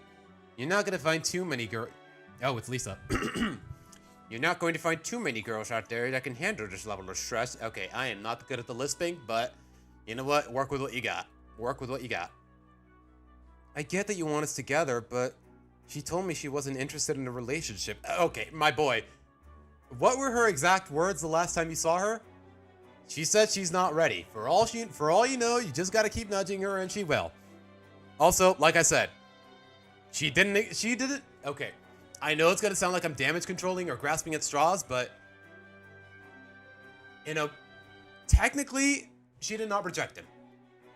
He assumed that she already wanted to date him, and he was wrong.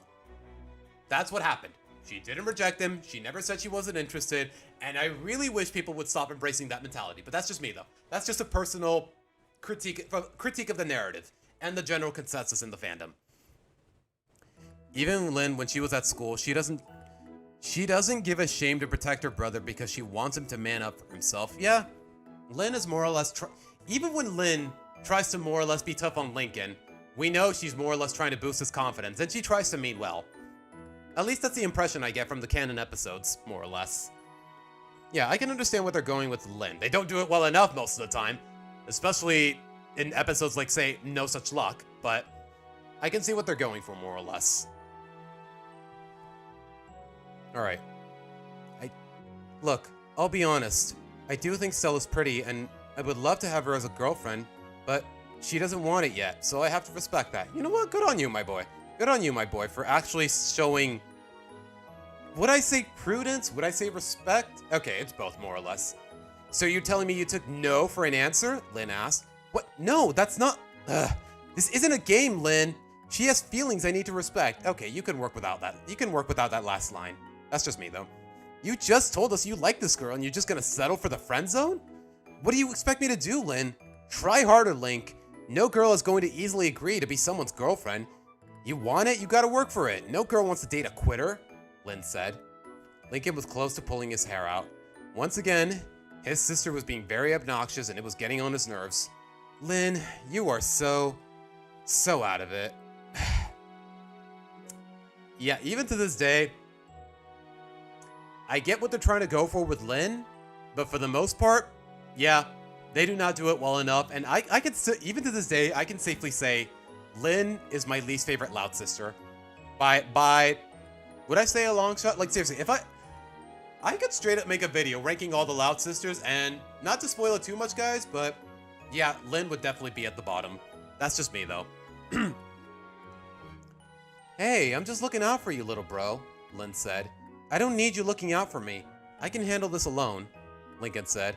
Look, I just want to be Stella's friend. That's all she wants right now. I don't want to take any unnecessary chances. Bro, love's all about taking chances. If you just settle, then you won't get far. I mean, considering what happened with Henrik nowadays, you know what? This line has aged pretty well. One other unrelated question I had. Since I saw you were on listed TLH videos and are not public again, do you think you'll ever unmute the comments to them? Nah, probably not. Just cause, well, some people are jerks. Like, if y'all have grievances with the video, or have something, okay, first of all, a lot of the rude comments I've gotten, they just needed to keep watching to actually realize that, like, some people are just commenting. Let me put it this way, a lot of the rude comments I got, they're just born from the fact that they did not watch the entire video. So, I'm going to leave comments paused. I'm not going to privatize them. I want people to read the comments that were already posted, just so that they actually get some content. So, I more or less cleared out any grievances, any discrepancies, any misconceptions people might have about what I said.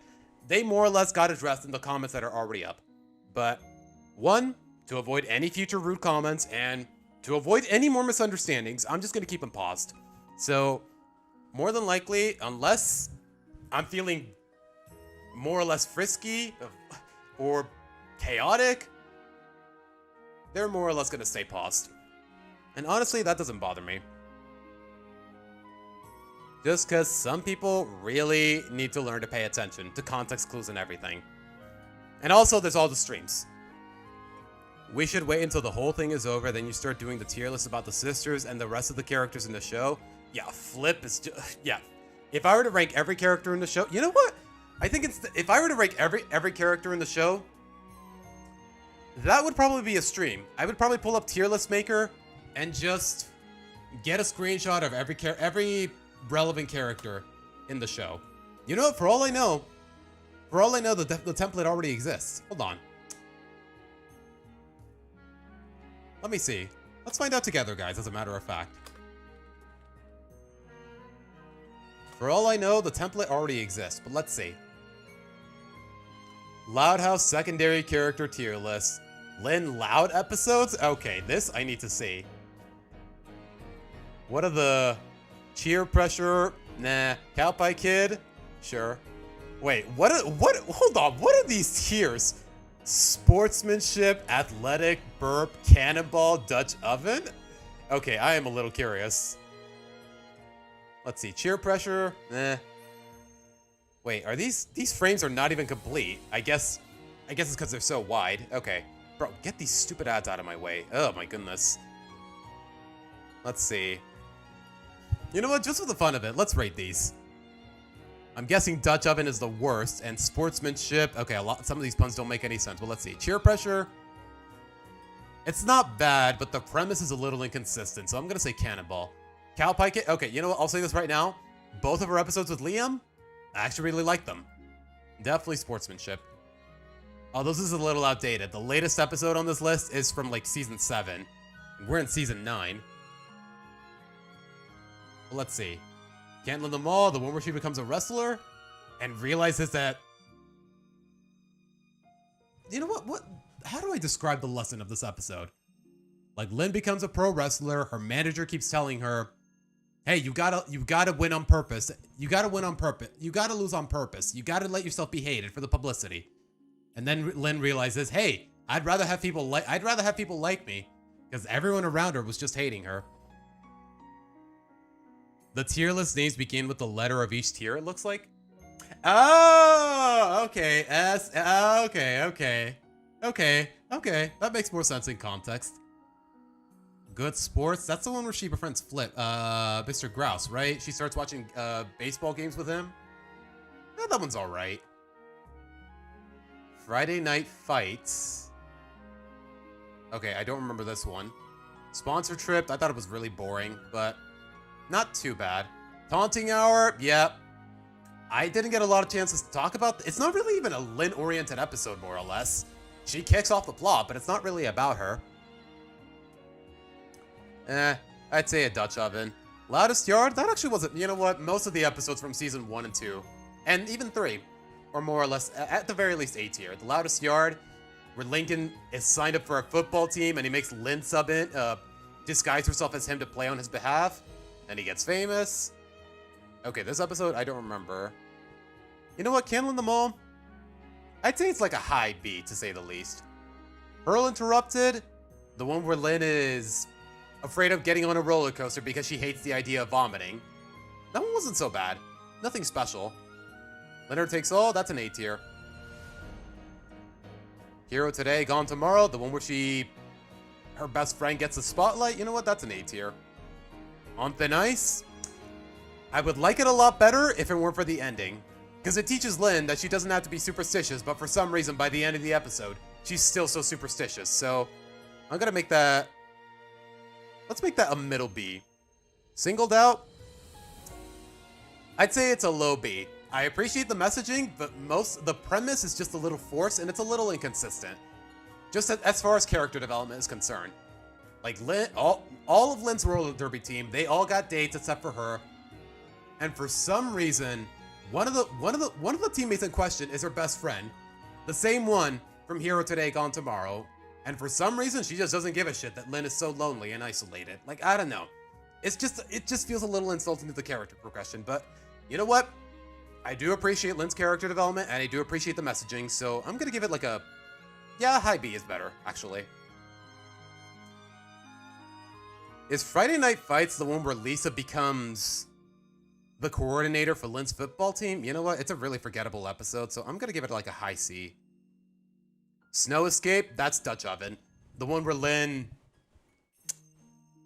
It's the one where Lynn goes all crazy because it's packing day. It's like I don't know what the hell that means, but it was snowing really hard, and she just starts pelting her whole family with snowballs. The same way Luan goes prank crazy on April Fool's Days. Lynn was doing the same thing, but with pelting snowballs. It just doesn't make any sense, and it makes Lynn seem like a jerk. Like, the episode, it's funny here and there, but I don't know. It just makes Lynn seem like a jerk. Space Invader. Hey, like I said, Season 1, and it's actually a lot of fun.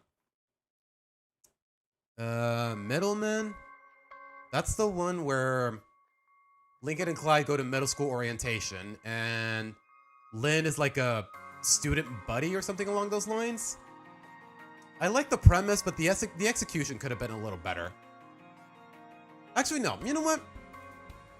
Yeah, the whole premise, this is basically how it went down. Lynn gives Lincoln and Clyde all this terrible advice. It backfires, and the reason all this bad advice is formed is because she was humiliated in her first days of middle school, and she was more or less trying to help them. Like, honestly, it felt like one of those episodes where Lynn was legitimately trying to look out for Lincoln. She failed miserably, but her intentions were good nonetheless. I want to give it's between a high B and a low A. I'll say that much. Net Gains. Honestly, that was a really forgettable episode.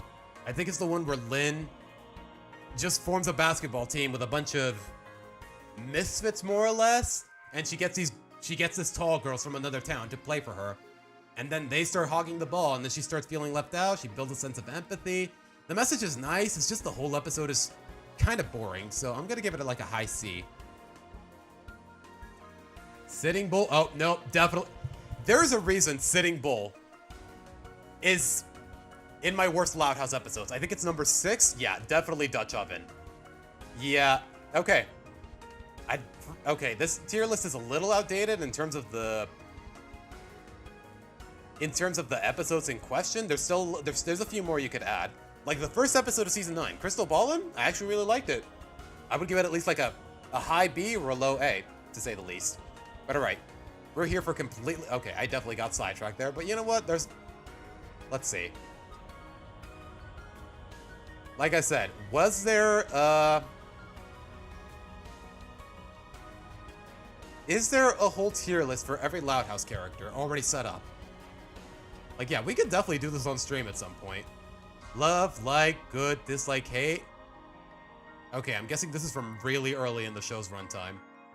Bobby, Lana, Lenny. Aw, look at Lily with the little passy.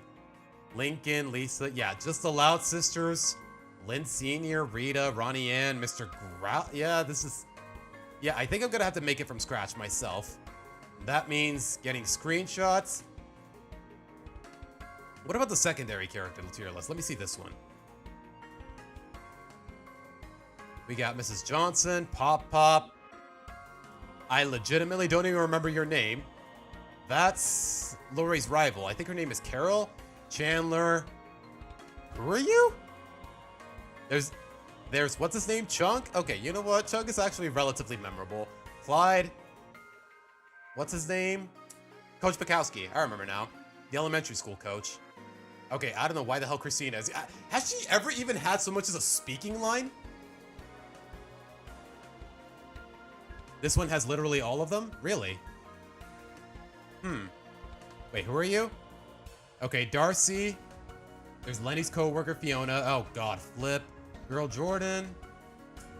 Haiku. I think her name was Haiku. Yeah, Lucy's golf friend that went with Lincoln to the dance. One of the McBrides. I think this one is Howard? Yeah. Catherine Mulligan. Liam. Margot. Miguel. Myrtle. I think your name was... What was your name? Paula. Paula. Honestly, I'm gonna be real with you guys. The only reason I remember this character is because she's voiced by Cree Summer, who is the voice of Susie Carmichael and Number 5 in Kids Next Door. And Number 5, bro, S tier character. As far as Kids Next Door characters are concerned, Number 5 is S tier. Yeah, definitely one of the best characters in it. Rusty. Oh, God. Sam. Stella. Oh, look, the better love interest. Hops. Harold McBride. Why the hell is this character here? How is this one-off character with like 3 lines that we only see once here? Oh my God, bro. And then there's Zach. You know what? We can do this right now. The link doesn't work. I tried to send it, but it doesn't go through. Really? I'm pretty sure links are allowed in chat, but I don't know where to check, Rockin' D.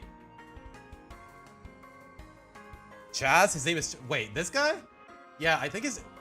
Wait, when did we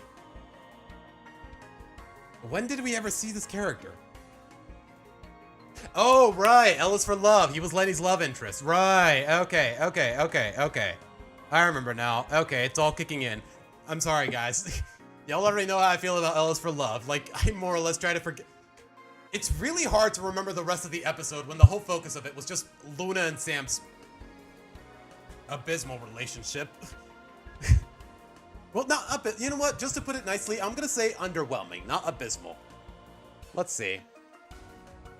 Is there any other list that covers it better?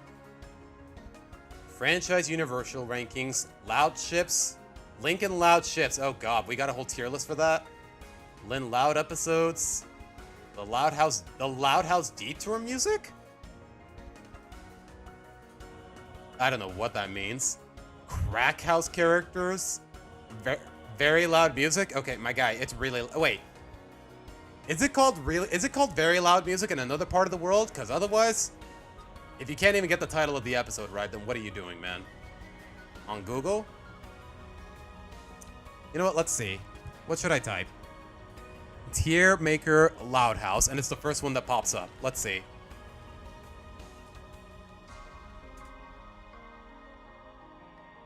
The Loud House Characters Universal Ranking 1000 plus tier list maker. Oh God, how big is this? Oh God, okay. Okay, some of these characters I do not I cannot name them with a gun to my head, man. So what do we... Yeah, I don't think I can work with this. A lot of these I'm definitely gonna have to remove because they're just that irrelevant. Oh God, you know what? Let's see who I actually can name. Lincoln. Lori, Lenny, Luna, Luan, Lynn, Lucy, Lana, Lola, Lisa, Lily. Aww. That's a really cute shot of Lily with her blanket. Lynn Sr., Rita, Uncle Lance, Aunt Sharon, Shane, Shelby, Shiloh, Pop Pop, Myrtle, Grandpa, I think his name is Leonard, Aunt Ruth. Okay, some of these are just meant as one-off or gag characters. I'm not really meant to take them seriously for the most part. Yeah, these are the ancestors from the Loud House movie. Yeah, they don't have any character, and if whatever they do have, it's redundant. It's just a repeat of the Loud family. Yeah, a lot of these, they're not worth ranking whatsoever. A lot of these are just gonna be shoved into I don't know, and that's that. Like, I don't know. Let's see. There's the Casa Grandes. Frida's dead. I have no idea who you are. Clyde, Lincoln's friends. Oh, they even got Kara here. Okay, it's more or less up to date. There's Ronnie Ant's friends. There's Carol. There's Lori's other friend whose name I straight up forgot. Our college friends. I don't know who you are. I don't know who you are. I don't know who. Yeah, I don't know who you are. Okay, that's the guy from season 9. Okay, it is up to date, but again, a lot of these characters I can't recognize, and that's just because they had that little screen time. And if they have that little screen time, then how am I supposed to work with this? A lot of these are just going to be, I don't know, and leave it at that. Like, I don't know. They could definitely be filtered a little better. Icy, look at the ship one. I am kind of curious, I'm not going to lie. Wait, these are shots from... This is just fan art. It couldn't even get an actual shot of Lincoln with an actual shot from the show of Lincoln with the character. You know what? That's it. That's all you need. That's all you need. That's all you need. Stelican, S tier. That's it. Everything else doesn't mean shit. I rest my case. Speaking of which, all right. I definitely do. You know what? I think in the future, we're just going to do this. You know what? I actually really like this one with the secondary characters. This is the one we're going to do. We're going to do one with all the Loud sisters, and we're going to do this one at some point in the future. But first, at the very least, let me finish the chapter. Let me finish this chapter, because we're over halfway into it. So let's focus on that for now. I don't want to get too sidetracked, especially with this. Like, seriously, most of these characters... Either they don't even have a name, or either they don't have a name, I don't recognize them for the life of me, or both. Like, who are these two? Who are these three ladies? Okay, that's Stella's mom. That's Kara's little brother. But who's this blonde guy with the mustache? Who is this? Who is... Yeah, no. I can't work with this. It's just way too cluttered. I mean, I appreciate the fact that it's thorough, but maybe think about the fact that some of these characters, like, who are these people?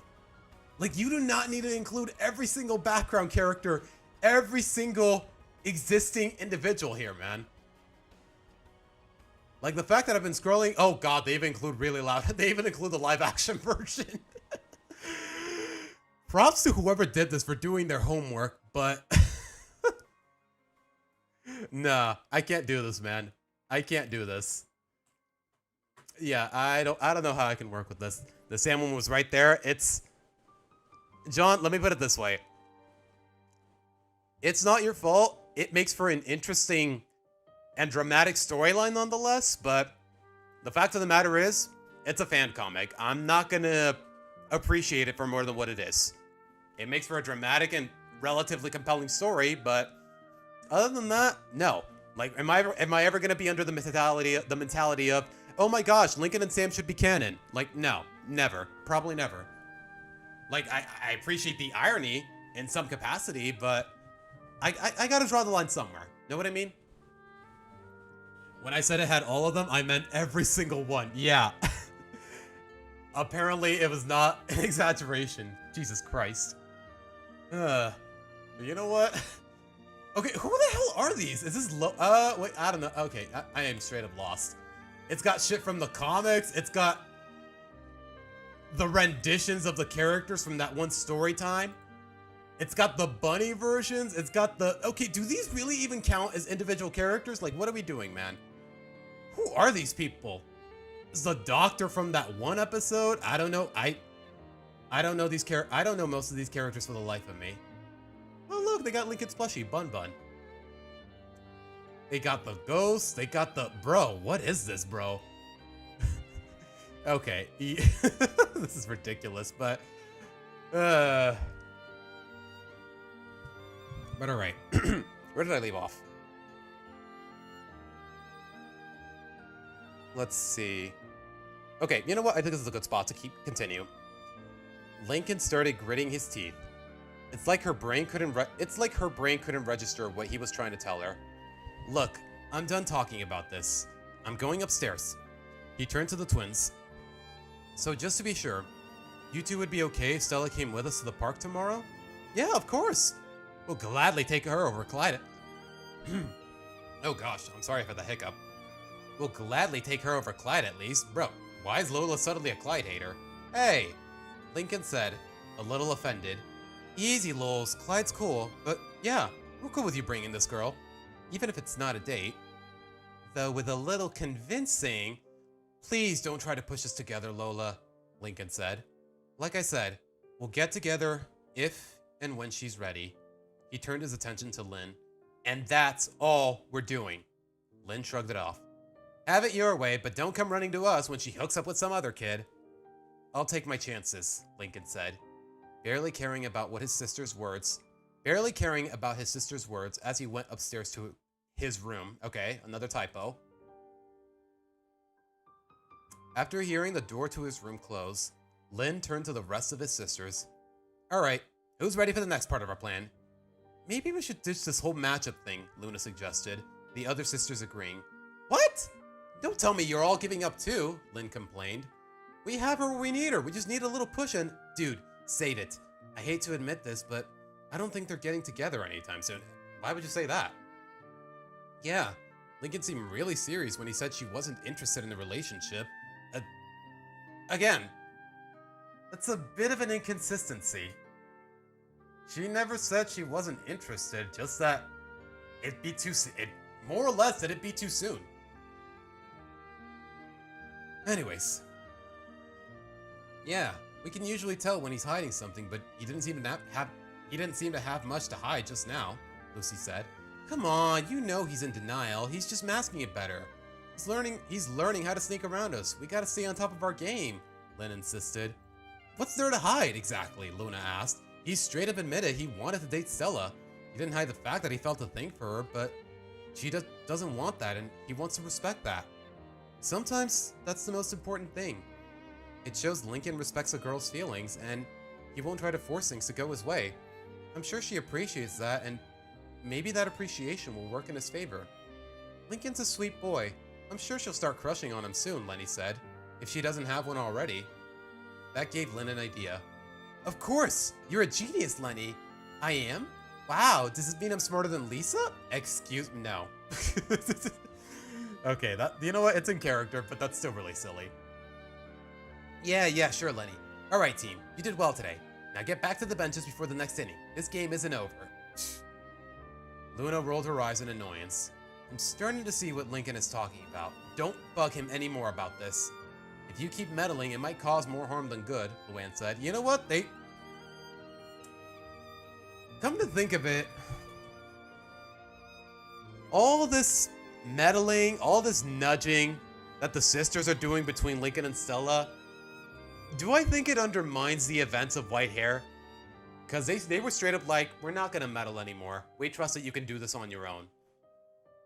So, I don't know. Does this feel like it feels a little bit like it's breaking character, but if anyone would actually go back on their word more or less when it comes to this idea, I'd say it would definitely be Lynn. We know how stubborn she is. Is there a Loud House episode tier list of the whole series? You know what? I don't know, Tracy. Maybe there is. Hold on. Let's see. Loud House episodes.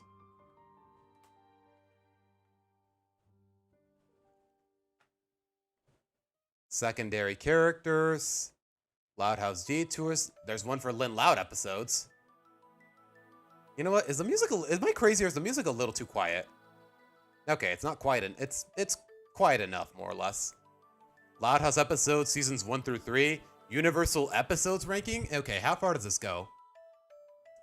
Last modified November 23rd, 2024. Okay, not that long ago. So I want to say up to season 8. Let's see. Good God, there's so many episodes. Yeah, all the way up to season 8. Okay, we can work with this. Let's see. Perfect, amazing, great, good, okay, meh, bad, awful, terrible, abysmal. You know, let's see what other options we got. Seasons 1 through 3. Season 1 tier chart. Season 3 episodes. Does it actually have the full title card? Okay, it's not in chronological. Okay, wait, no, wait. This is seasons 1 to 3. Show me the season 3 one. Yeah, y'all already know. Really loud music and white hair. Instant S tier. Like, y'all already know. Those are some of my favorite episodes in the whole series, but...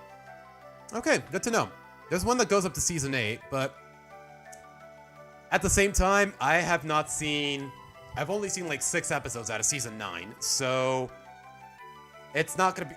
Even if I were to rank every episode up till right now, I haven't gotten the chance to see all the ones that have aired in the US, so... Alright. Back to it. Do I collect Pokemon cards? No. As a kid, I did a little bit, but nowadays, all I do is play TCG Pocket. The mobile game. The easily accessible mobile game, more or less. That is the closest I'll ever come to collecting actual Pokemon cards, because nowadays, they're expensive, they're scalpers, and honestly, all this trouble just for for glorified cardboard? Like, I don't know. It's just really not my thing, personally. But alright. But alright, where did we leave off? Let's see. Something, next inning. Where is it? Okay, this is where we left off. I'm starting to see what Lincoln is talking about. Don't bug him anymore about this. If you keep meddling, it might cause more harm than good. Uh-huh. Whatever you say, girls. Okay, there's the inning line. I'm sorry, not the inning line, the benches line. Just remember, unlike you, me and Luan have someone we're dating. For whatever that's worth. In your case, Luna. Luan and Benny are fine. Luna and Sam, though? Yikes. So if Lincoln needs help, he'll more likely come to us about it. Don't you think it'd be Lori instead? We'll see. You may be the star slugger of your teams, but we're the stars who shine bright in the eyes of others. Okay, you did not need that line, bro. Me and Luna stole hearts faster than you could steal home base. Get it? Getting a few chuckles from her siblings in the process. A rare moment of genuine laughter at one of Luan's jokes. Yeah, how often do the loud siblings actually laugh at Luan's puns? Lynn gritted her teeth at that comment. Well, if you're so smart when it comes to romance, then why did you... Wait, I just realized. This whole argument, it doesn't really age well. Because Lynn is more or less with Henrik, or at the very least, she won him over romantically. So yeah, this conflict, this was written in 2019, but at the same time, this conflict has not aged well. Maybe I can gloss it over the more I think about it. Maybe this could be rewritten in some capacity. Not that I'm gonna do it. Or maybe I will, I don't know. Weren't you listening, bruh? She doesn't want to date, and our bro isn't gonna disrespect that. Staying friends might work to their benefit. Even if they don't end up dating, when other girls see how nice Lincoln can be, that'll increase his odds of pulling another girlfriend. Especially if Stella puts in a good word for him. Yeah, that sounds like copium. That sounds like copium, Luan. Yeah, no, it just wouldn't sit right with me. Fine, I see how it is. I'll step back, but once Lincoln starts getting in over his head, you'll realize how much he needs us. And I'll be the first to help him with that. After all, that's what makes me his favorite sister. Ugh, again with this favorite sister mumbo-jumbo, Lola said. What, jealous? I don't blame you anyways. I'll let you take over and I'll just watch as you all come crashing down. If you need me, I'll be in my room, making the backup for your likely inevitable fate. Okay, Lynn would not speak like this. Like, I don't know, this could definitely be phrased a little better. As Lynn left their line of sight, the sisters could only shake their heads in shame. They knew Lynn could be overconfident, but this was a whole new level. Look, ignoring what Lynn said, for now, let's try to cool it with Lincoln and Stella, Luna said. I know we all want to see our bro nab a girl, but we gotta trust he knows what he's doing. Thank you, Luna. Okay, you know what? If anyone would actually show that kind of continuity, at least while Lori is absent, it would definitely be her. If anyone would show that kind of initiative, it's definitely her. Like, that's the one thing That's one thing I really do like about white hair. Like, all of the sisters more or less collectively agreed, we're not gonna butt in this much on Lincoln's love life. And you know what? This moment definitely reflects that. That's good writing. While I don't want to agree or encourage Lynn, she has something of a point, Lisa said. Statistically, males aren't that reliable when it comes to proper romance, which is why they may often fall flat on their first few attempts. And unless the female in question is patient enough to persevere through all that, it usually means multiple failures and multiple heartbreaks. I guess that technically already happened with Ronnie Ann. I don't know. What are the season 9 episodes you watched? Tracy, I'm pretty sure I already answered that like 2 streams ago. I watched the one about the crystal ball in apartment complex, the one with Kara and that influencer, whatever his name is. Pet project, the one where Lana and Lona go to a water park, and Lana's has to take care of her pets. I don't remember enough about it. The one where Lenny hosts a prom. There was a couple episodes. I don't remember exactly which ones, but there's about 6 of them in total. A bit harsh, don't you think, Lise? Harsh as it may sound, it's also a scientific fact. That's why we all keep close tabs on Lincoln's love life. He needs the female mind to guide him. A male mind isn't capable of the same level of romance. Rude. She's not wrong, Lola commented. Linky's sweet and all, but he's kind of clueless when it comes to girls and romance. I'm not sure if I can fully agree on that, Luan said. Benny's actually quite romantic. He's a little shy, but that's normal. Well, tell me this, Luan. Which one of you made the first move? Lisa asked. Oh, Mr. Coconuts did, Luan explained, garnering a confused reaction from the group. You mean your puppet? Yeah, he and Mrs. Apple Blossom helped us open up to each other. Then we hit it off immediately. You know what? That was a really cute moment. Like Luan just grabbing Mr. Coconuts when she's about to confess to Benny. She doesn't want to kiss you because she's never kissed anyone before. And all that. Like, I actually really like that moment. I'm going to assume this Mrs. Apple Blossom is also a puppet. Well, technically she's a marionette, but whatever floats your boat. It's difficult talking logic with you. Excuse me? Come on, let's not start turning... Okay, this whole conflict feels a little forced. I'm not gonna lie. Like, what are we doing here? Lynn's already starting to get on my nerves. The last thing we need is to turn on each other. Luan groaned slightly. Fine. I don't want to get into this anyways. Let's just back off this whole Lincoln and Stella situation. At least for now. The sister nodded and went about their business for the time being. Luna turned to her roommate's sister. So, what should we do about Lynn? Let's keep an eye on her. She's obviously not going to back off, Luan said. She seems unusually determined to help Lincoln out. Yeah, going on about being his favorite sister? When has she ever cared about that? Luna asked. She's just hyping herself up. It's her competitive edge, Luan said. Honestly, if you ask me, guys, from Lincoln's perspective, not that he would ever say it out loud, but he would probably say that Lynn is his least favorite loud sister, just from the events of No Such Luck. That's just my take on it, though. I just hope she doesn't get too carried away with this. We certainly don't want her scaring away Stella. Yeah, little bro won't be too quick to forgive that, Luna said. Alright, we'll make sure she cools it, but what about the others? Well, Lisa really isn't that into romance. Her only chemistry is with her kit. Luan chuckled a bit at her joke. Lucy won't bother Lincoln too much, though she could probably sneak in some poetry. Lenny might forget, so she might need a few reminders. Lana might back off. Lola might bring it up, but I think if Lincoln says so, she'll back off. Okay, do we really need to assess every individual loud sister here? I think that just drags the narrative on a little bit. That just leaves Lori, Luna said. Oh, I don't think we have to worry about Lori. Out of all of us, she'll be the most understanding. Wait, where'd the music go? Thank you. Sheesh. Luan said. I mean, if this was Ronnie Ann, then maybe we'd have something to worry about. Yeah, you do. The last time Lincoln and Ronnie Ann were on complicated terms, she forced him to go on a date with her, and that still bothers me. That's just so wrong on so many levels, man, even for an 11-year-old boy. Speaking of Ronnie Ann, you think Lori would be cool with Lincoln dating another girl that isn't Bobby's little sister? Luna asked. Huh? Sure, why wouldn't she? Lincoln and Ronnie Ann broke it off. Did they? What they had was just a crush anyways, and they're still friends. So, Ronnie Ann wouldn't care. If Ronnie Ann wouldn't care, I don't think Lori would. Are you sure about that? Plus, she's never said anything when Lincoln had a crush afterwards. First with that girl from the arcade, now with Stella. Girl from the wait, what? Oh, right. Again. Ella's for love. Crazy how they set up like 7 different romances. No, 9 different romances. 8 different romances. I don't count Lori or Lily's. 8 different romances.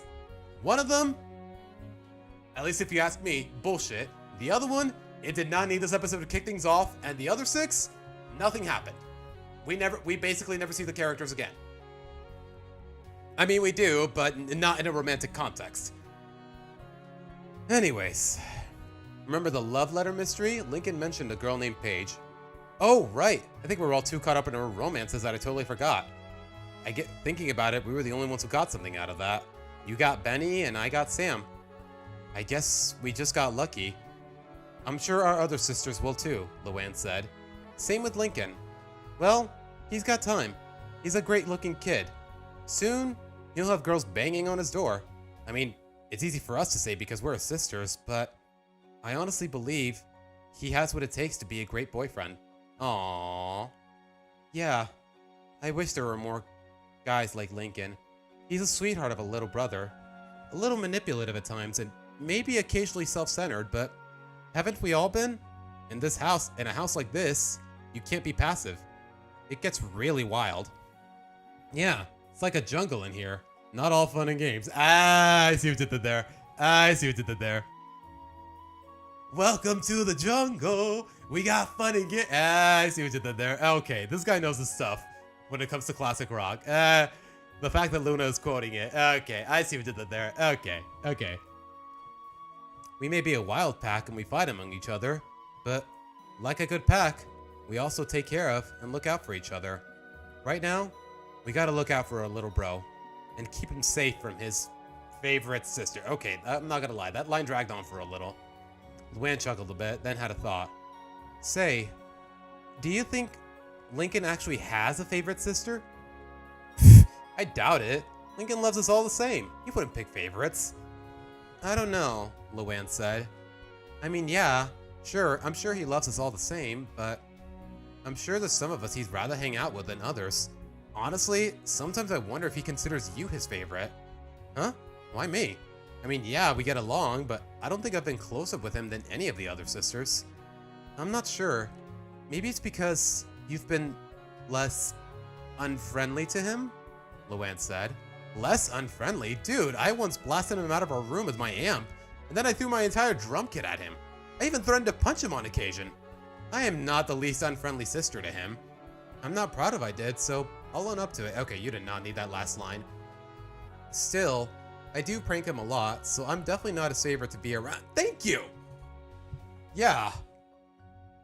With all the times Luan pranks Lincoln and pranks everyone in general, it wouldn't surprise me that I'm really glad that Luan is acknowledging the fact that, okay, yeah, I'm kind of an ass sometimes. Maybe I'm definitely not Lincoln's favorite sister. I'm glad she's actually self-reflecting more or less, being self-aware of her own shortcomings. Because apparently in the show, that's a lot to ask for sometimes. I'm glad. I'm really glad about it. Dude, okay, where did I leave off? To be fair, you prank everyone, Luna said. Look, we've all been unfriendly to each other and to Lincoln, but we still love each other all the same, and so does he. I honestly don't think he has a favorite, because while he doesn't always like to admit it, he loves being around all of us, and we've all had our special moments with him. For me, it was that Smooch concert. For you, it's when you bonded after we became your assistant. Don't ever think this favorite sister thing is just some baloney that Lynn's coming up with because she thinks she's better than she actually is. Okay. Yeah, I dislike Lynn as much as the next guy, but I feel like this narrative is antagonizing her a little too much. And I don't know, it feels a little forced. A little bit. Wow, that's deep. But fair. Now, like I said, we need to keep an eye on him. Knowing her, she'll find a way to turn this into complete chaos, and we both know we don't want Lincoln to lose out on a friendship, Luna said. Yeah, I would never want that to happen to him. Though if I'm being honest, I really want him and Stella to be together. She's really cute, and she compliments Lincoln much better than any other girl we've seen. Yeah, you know what? That was my mentality when I got introduced to the character. Even better than Ronnie Ann? Luna asked. Ronnie Ann's a nice girl, but Stella has something special to her. Maybe it's just me, though. Or maybe it's just a narrative. I'm just saying. What about you? What do you think Lincoln's better off with? Honestly, I kind of... Huh?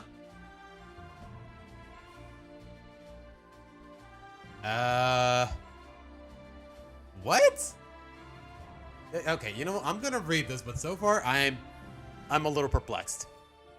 Honestly, kinda wish she ended up with Tabby, Luna said. Tabby? Oh right, that girl you set Lincoln up with when you thought he didn't have a date to the dance. I almost feel bad for what happened to Lincoln that night.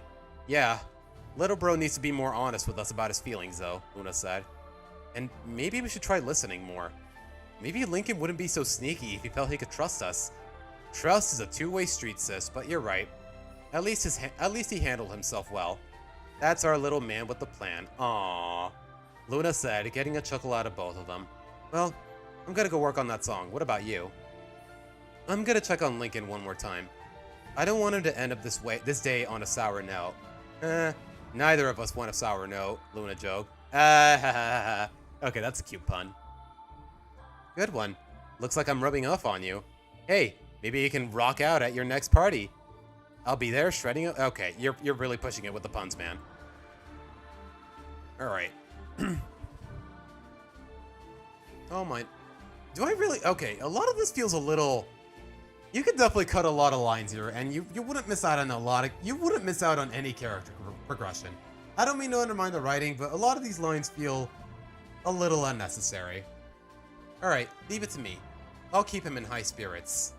Luan made her way upstairs to check on Lincoln while Luna made her way to the kitchen to grab a quick drink before starting her jam session, though still with her little brother on her mind. Really hope things don't go too out of control. For Lincoln's sake, at least. Lynn better put a limit to her helping, Luna said, grabbing her drink and heading upstairs. Okay. Conclusion was a little clunky, but, hey. Chapter was decent, more or less. I will say, though, what are my thoughts on Steven Universe? Started off fine, but by I don't remember what season, but a lot of plot elements, kind of cringe, bro. Kind of cringe. Like the pink diamond reveal? Like you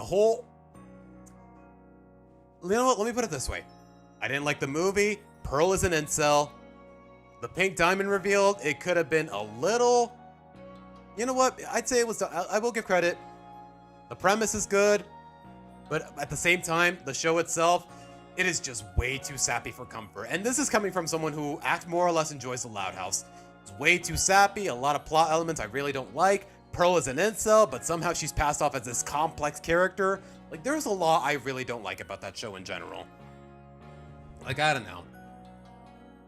Like, there's a lot of elements that I can definitely respect, but a lot of it that I've written for the most part, I just cannot get into it again. Like, I am definitely perplexed by why it's so popular in terms of a decent narrative, more or less.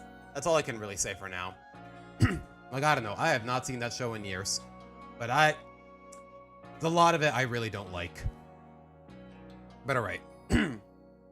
Okay, what time is it? It's 4:46.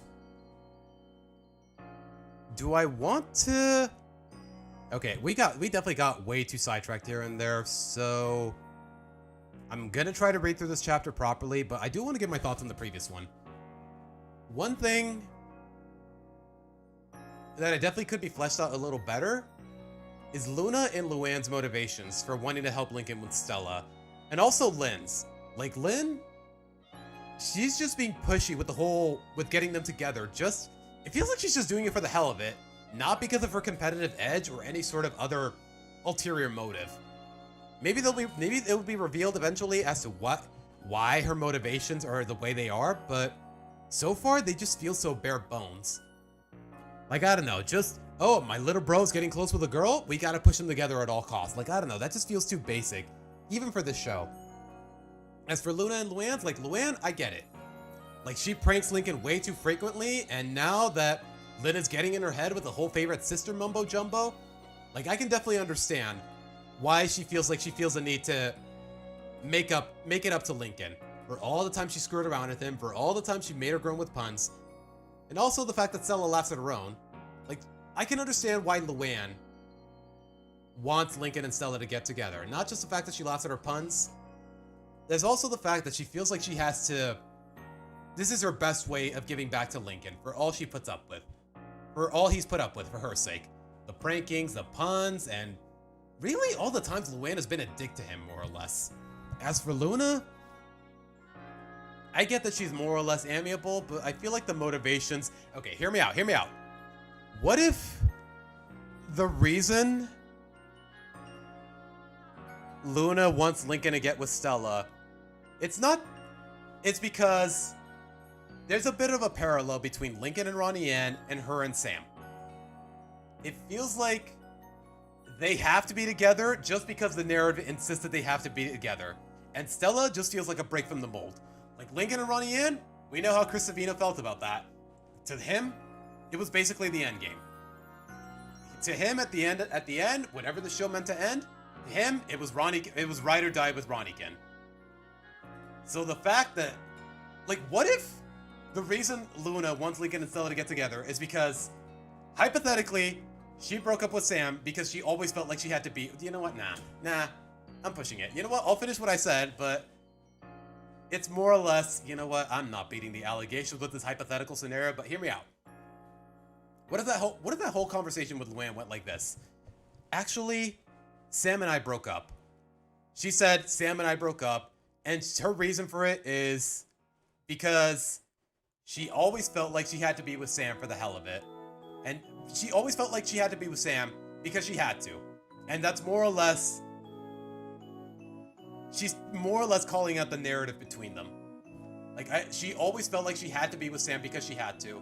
And she feels the same way about Lincoln and Ronnie Ann. So, she broke up with Sam.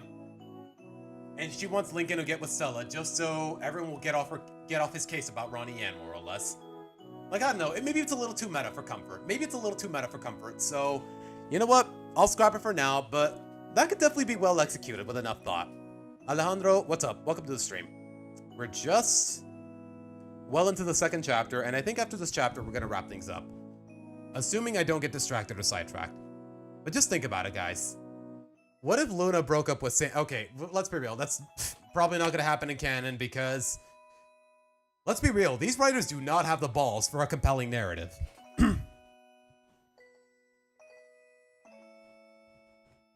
Luna is basically a goo goo gaga for Sam. Yeah. Not once in any of their dynamics, in any of their interactions, has it ever felt like Luna had legitimate feelings for Sam. It's a tough pill to swallow for some of you guys, but that I definitely stand by that. Like, as a pair of girls who grew to become friends, I'd buy into the narrative, but as a romantic prospect, I have not. Luna's feelings for Sam have been completely unearned, uncompelling, have felt completely uncompelling. But you know what? I've said enough about that in the past, so I'm not going to dwell on it. Now that I think about it, I think some of these resistances of trying not to bash Sam is why I've been harder for me for not hold back my own questions regarding them in the past. Really? Like I said, I'm not going to fixate on it for now. Just a hypothetical scenario. It should happen, man. It should. It probably never will, because these writers... well, we know what they've done. They gotta stay together at all costs. Let's give them a graphic novel with like 90% copy-pasted storylines, and just pat ourselves on the back for all this half-assed representation, if you can even call it that. And you know what? Let me put it this way. As a native Mexican, yeah, I'm not too pleased. I'm not too pleased with what they call it. Like the Casa Grande, I do not feel represented with the Casa Grandes whatsoever. Most of it just felt stereotypical, and it wasn't fixating on that. That's when I could ironically fixate on it. That's when I could ironically respect the show. when it wasn't fixating on those concepts, even though most of the time it was. The whole movie sucked. Most of their second and third season sucked. They had a good thing going with the early episodes from season 1. Ronnie Ann, straight up realizing she doesn't like Lincoln romantically, wanting to spend a day with her mom. Like, some of these plot lines were genuinely compelling. But anyways, I'm getting a little too sidetracked. In Lincoln's room, the boy was seeing him tidying up his comic collection, making sure they were all properly organized. Perhaps he could show more of those to Stella soon. Quite certain she would really appreciate it. Okay, in modern canon, it's more or less established that Stella is a comic book fan, so you know what? Yeah, this works. While doing so, he heard a knock on his door. He seemed reluctant to answer, figuring it would be one of his sisters trying to pry more information out of him, but he didn't want to be rude, so he took a chance. Yeah? Luan opened the doors. Hey, Link. Mind if I come in? Please don't tell me you want the details about today, Lincoln said. I already told you that we just hung out and played arcade games. No, it's not that. Well, not in the way you think, Luan said. I just want to chat a bit, if you don't mind. Lincoln shrugged. Fine, come in. Luan opened the door all the way, making her way inside. Quite a day, huh? Yeah, it was fun, Lincoln said. Stella's a really nice girl. You should bring her by more often, Luan said. She's got a good sense of humor, and she really seems to like being around you, but that shouldn't be surprising. You're very pleasant to be around. That took Lincoln by surprise. Luan was being really nice all of a sudden. You really think so? Well, yeah. Why wouldn't I think that? You are my favorite assistant for funny business, and the most reliable. Weird. I thought I made the bad list the moment I took your gigs. Lincoln said, remembering his falling down stunts. I remember that. You made a mistake, that's all. My mistake was not handling it better, but it turned out alright. Honestly, seeing you doing comedic stunts made me a little happy. It gave us a common bond, and it let us be closer. Okay, that's a little too sappy. Luan, we're always close, aren't we? Lincoln asked. Luan rubbed the back of her head. Well, we kind of are, but I just felt like we didn't have too much in common. I mean, you and Luna both like music. You always help Lucy with her poetry. You're great at making clothes like Lenny is, even if you just use it for your nerdy costumes. You know what? That's a really good observation. Before the episode Funny Business, Lincoln never really had a lot of bonding opportunities with Luan. Like, we've seen him help Lucy with poetry. We saw him go to that concert with Luna. Like, it's nice to see him Lincoln interact with all of his sisters, and honestly, it makes me sad that they more or less abandoned that concept, more or less, in later seasons. Like, they can still keep fleshing these ideas out, but they just never bother, unfortunately. Luan, we're always close, aren't we? Luan rubbed the back of her head. Well, we kind of are, but I just felt like we didn't have too much in common. I mean, you and Luan both... Oh, wait, I already read this. You're great at making clothes like Lenny is, even if you just use it for your nerdy costumes. You know what? That would explain. Okay. What's the headcanon here? What would be the better headcanon here? Lincoln making his Ace Savvy costume from scratch? Or buying it and learning through Lenny how to make it from scratch? Or just him buying it at a costume store? I kind of like the former idea a lot better here. Okay, I can work with that. I don't get why characters of the same sex can't just be friends anymore. It would be so much better if Sam and Luna were just friends who were close, but instead they have a forced relationship. Yeah. Like, honestly, it probably could have been the... Nah, even that. Even the friendship feels a little... Even whatever you can call a friendship between them, it feels a little botched, but hey. I wouldn't be holding it... I wouldn't have so many qualms in the narrative if it was just a bare bones friendship, because there's a lot of those in the show. Like, just friendships that really don't get explored enough, more or less. Like, say, Lori and that one rival that became a friend. It had a good start, but they really haven't done nothing with it. I think her name was Carol. Like, Luan with all of her theater troupe friends other than Benny. Like, honestly, there's a friendship there, but we don't really explore much of it. But you know what? I'm not here to fixate on that. Hey, Lincoln said, slightly offended. Sorry, I know it's your thing, and I should respect that, but the point is that funny business gave us a bond. I mean, I know I'm probably not your most favorite sister, but at least— Whoa, hold on there. Not my favorite sister? Where did you get that idea? Sorry, it's nothing. Forget I said that. I'll leave you alone for the night. I'm sure you just want to get ready for bed, so I'll get out of your hair. As Luan started making her exit, Lincoln called out to her. Luan, you know I love you, right? Lincoln almost felt his stomach turn from saying something so sappy, but he figured his sister needed to hear this. Even when you make annoying puns, even when you prank me, even when you drive me crazy, I still love you Aww. Okay, that is the perfect amount of sappy. That is the perfect amount of sappy, at least for this show. Aw, that's a good line. That's a good line. Luan just stood there for a moment, taking everything in.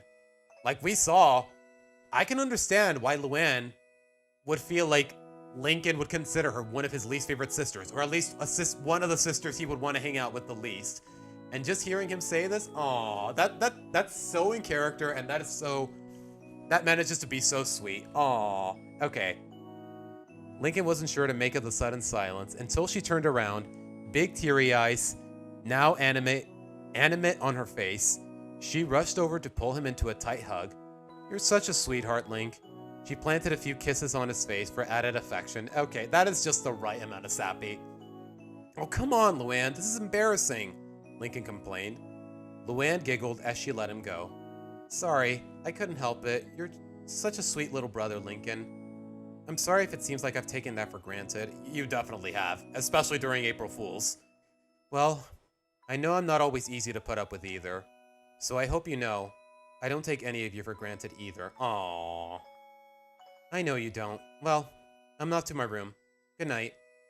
Oh, and by the way, Lynn might be a little pushy again. Just a forewarning. Lincoln sighed in annoyance. Yeah, I'm sure she will. We'll keep her in line. Just leave it to your reliable big sisters. Sleep tight, Lincoln. After bidding her good nights, Luan returned to her room. Laying happily on her bed, Luna came in a few seconds later, noticing her sister's happy state. Someone's in a good mood. Yeah, well, I'm feeling lucky. We seriously have the best brother in existence. Okay, girl, you do not need to glaze him this hard, but I get it. What, you're just realizing that now?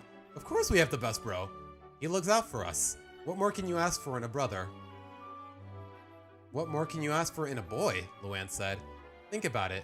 Lincoln is the perfect boyfriend material. He understands girls, he's got a sensitive side, he's a good listener, and he knows how to make someone feel better.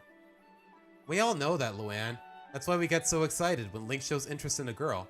Because we get to see how happy our brother can make a girl feel, Luna said. Link represents the type of boyfriend all of our sisters would want. Weird to think about. Our idea of an ideal boyfriend is someone who's like our brother, Luan said. Is that weird? This better not lead to anything. This better not lead to whatever I'm thinking. If this leads to any semblance of Loudcest in any capacity, I'm clicking away. I'm clicking away and I'm canceling the whole rating. I'll say that much. Just full warning you. Just full warning you, Internet. Just full warning you, Master Rob. Let's see. Depends on how you view it. Then again, it can't relate to me since I'm dating a girl. You can always dump her, I'm just saying, and nobody would hold it against you. No rational person would hold it against you, let me put it that way. Just think though, compare Benny to Lincoln and see how you feel later. Lincoln to Benny? Luan wondered, then thought about both boys and any similarities they might have. During their talk, Vanzilla had pulled up on the driveway, Lynn Sr. and Lori exiting and making their way inside. Man, I'm beat.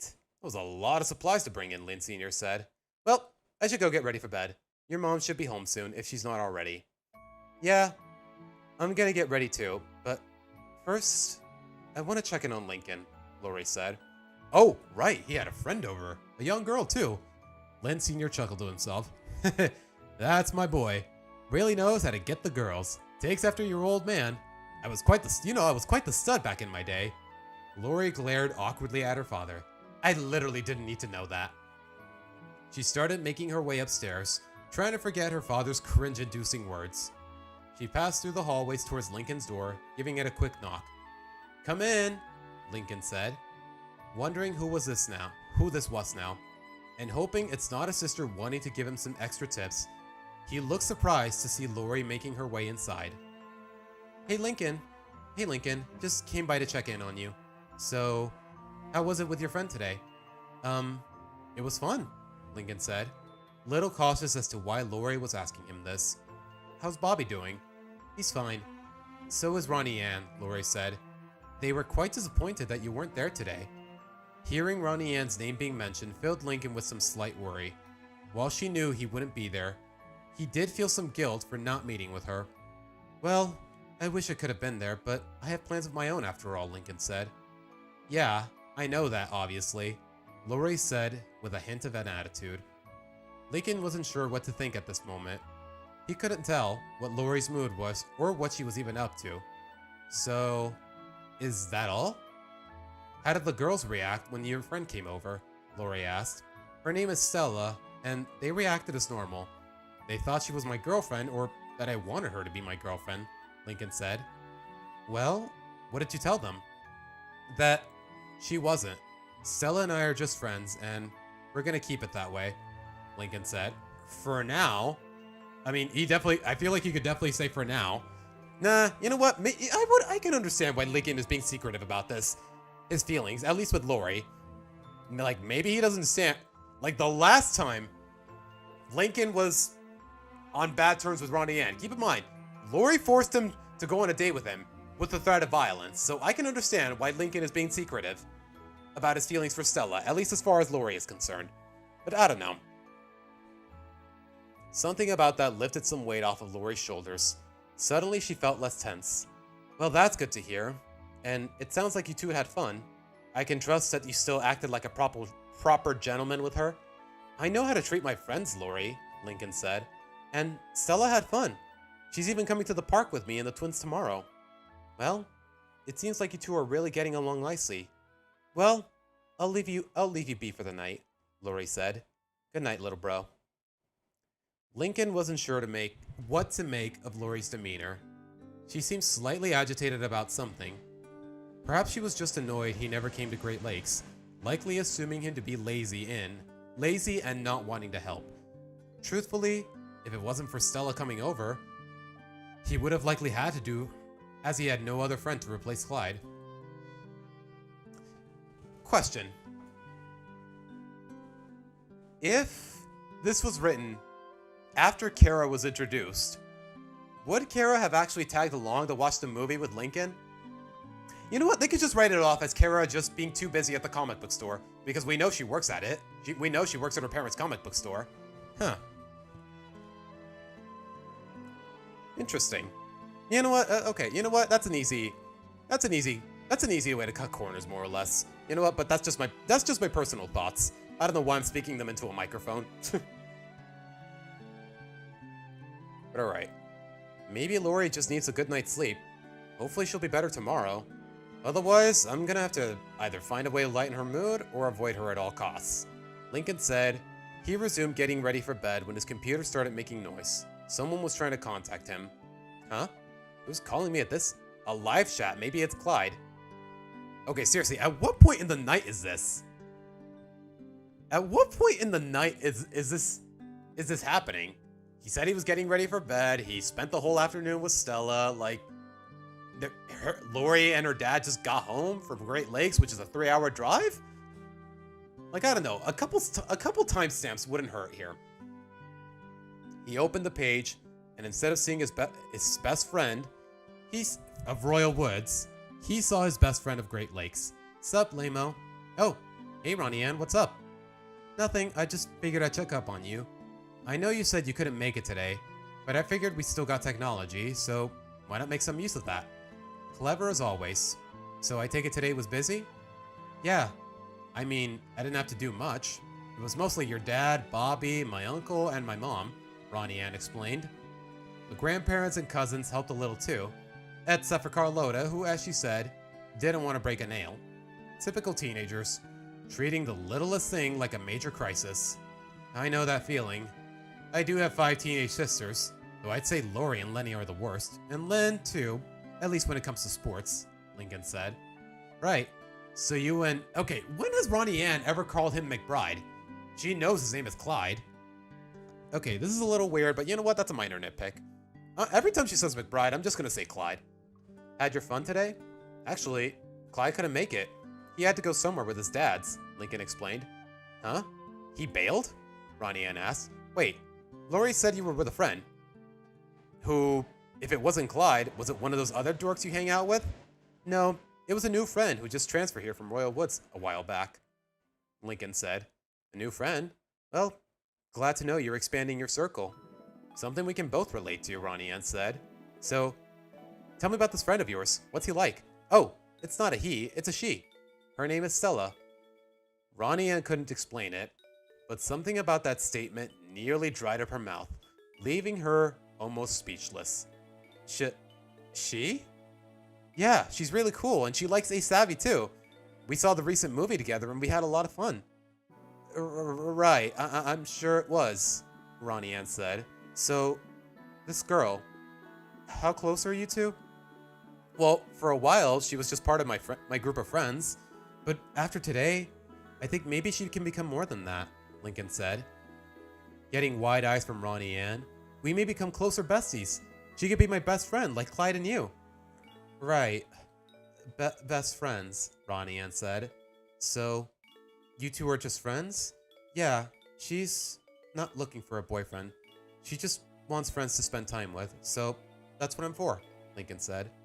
Ronnie Ann felt some relief upon hearing that. Even though she doesn't fully know why, it's not like she should care what Lincoln does. That's cool of you, Lincoln. You're a dork, but you're also very considerate. That's what makes you such a pleasure to be around. Okay, that last part of the sentence, I don't know. It feels a little too sappy, at least for Ronnie Ann, for the character of Ronnie Ann. Wow. That was actually really nice of you to say, Ronnie Ann, Lincoln said. Don't act so surprised. Ronnie Ann snapped, surprising Lincoln a bit. Right, sorry. I shouldn't be. You're a great kid, Ronnie Ann. Okay, bro, you're a kid too. And I'm happy to call you my friend. You better be, Ronnie Ann said, smirking through her tough attitude. Well, it's late. I'll let you off. Night, Link. Yeah, good night, Ronnie Ann, Lincoln said, shutting off the computer. That felt different, but interesting. Well, I'm off to bed. Back in Great Lakes, Ronnie Ann had turned off her own computer and started to think about what Lincoln had been saying. I shouldn't care that he has another friend that's a girl. Lots of guys have friends that are girls. Heck, I got 2 friends that are guys. Wait, don't you mean 3? Okay, I guess this was before Laird joined her skateboarding club and became her friend too. Okay. That adds up. It's nothing. Ronnie Ann went to bed with that mindset. At least she tried to. Somewhere, some doubt lingered in her head.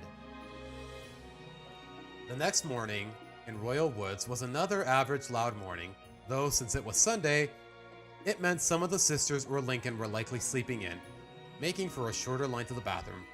The rest of the morning was mostly uneventful, with the exception of Lori telling the others about her trip to Great Lakes. So while Bobby was lifting the box, a huge bird flew right by his head, freaking him out and causing him to drop it, spilling a week's worth of pickles all over the sidewalk, Lori said. His grandpa was not happy. Sounds like he got himself in a real pickle there. Get it? Luan said. The siblings muttered in agreement, though rather annoyed at the lame pun.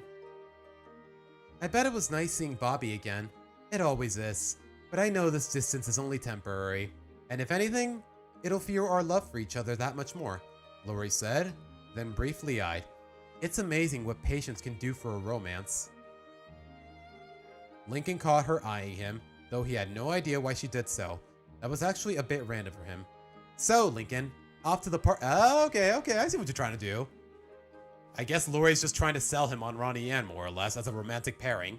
Okay, I can see what she's doing. It's not very ethical, but I can understand why she's doing it, more or less.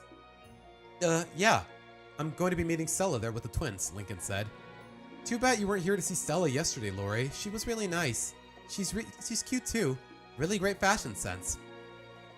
Wait, what? Why would you say that? I guess she just likes her outfit. Okay.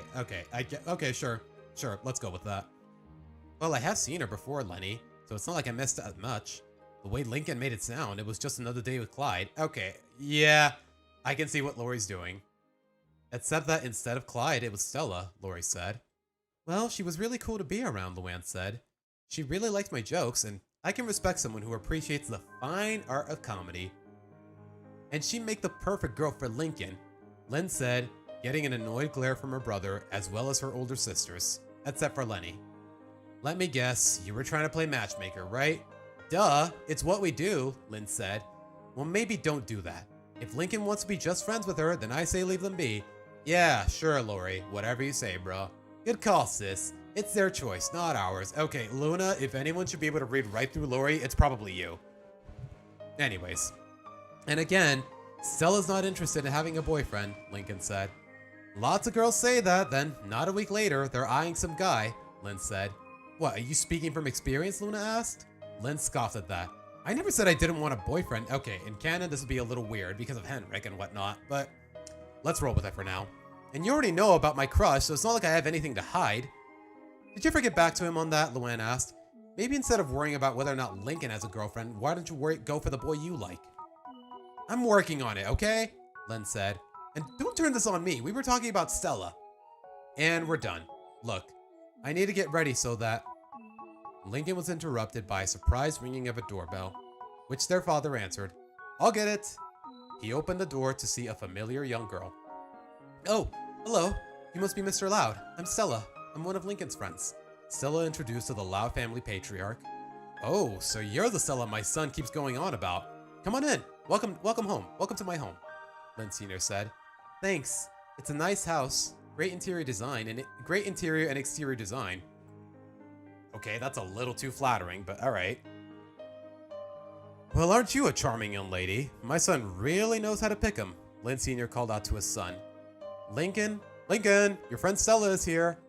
Stella? Lincoln got off the couch to greet his friend, his sisters eagerly turning their attention to the girl.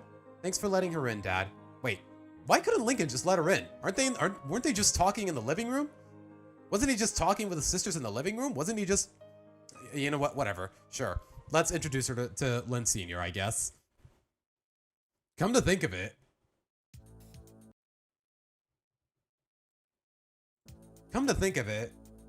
Has Stella, in canon, formally met the Loud sisters, let alone spoken to any of them?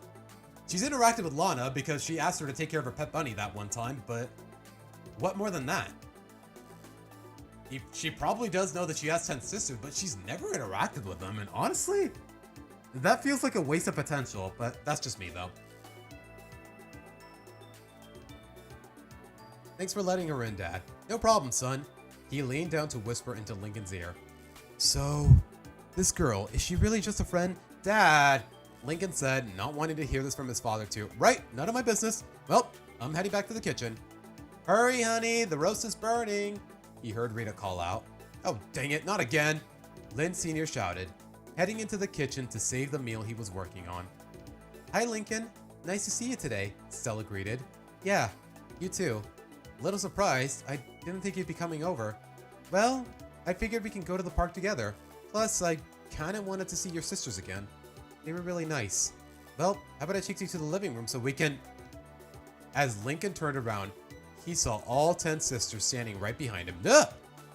Hi, girls. Hi, Stella. The sisters, Sans, Lori, and Lily greeted, the latter simply waving. Come on, what, did you all hitch a ride with Lucy or something? Lincoln said, feeling frustrated by the unintentional scare. Sorry about that, bro. Though it is odd how you couldn't hear 10 sets of footsteps approaching you from behind, Lisa pointed out. But we were just as happy to see Stella as you were, Luan said. Well, that's nice to hear, Stella said, then noticed Lori among them. Oh, you're... Loki? Lori, the elder sibling, dryly said. Right, Lori. How silly of me. Me and Lincoln were just talking about you yesterday. It's nice to see you again, Stella said. How's your boyfriend? Oh, he's good. Thanks for asking. Stella turned her attention back to Lincoln. Wow, all of your sisters are really nice. I don't know why our other friends are so reluctant to come here. To be fair, a lot of our friends get nervous coming here, Lola said. Especially after that friend card incident, Luna said. I guess it was quite the frenzy. Get it? Okay. Okay. Again, this writing, it definitely gets down to characters' dialect to a T, more or less.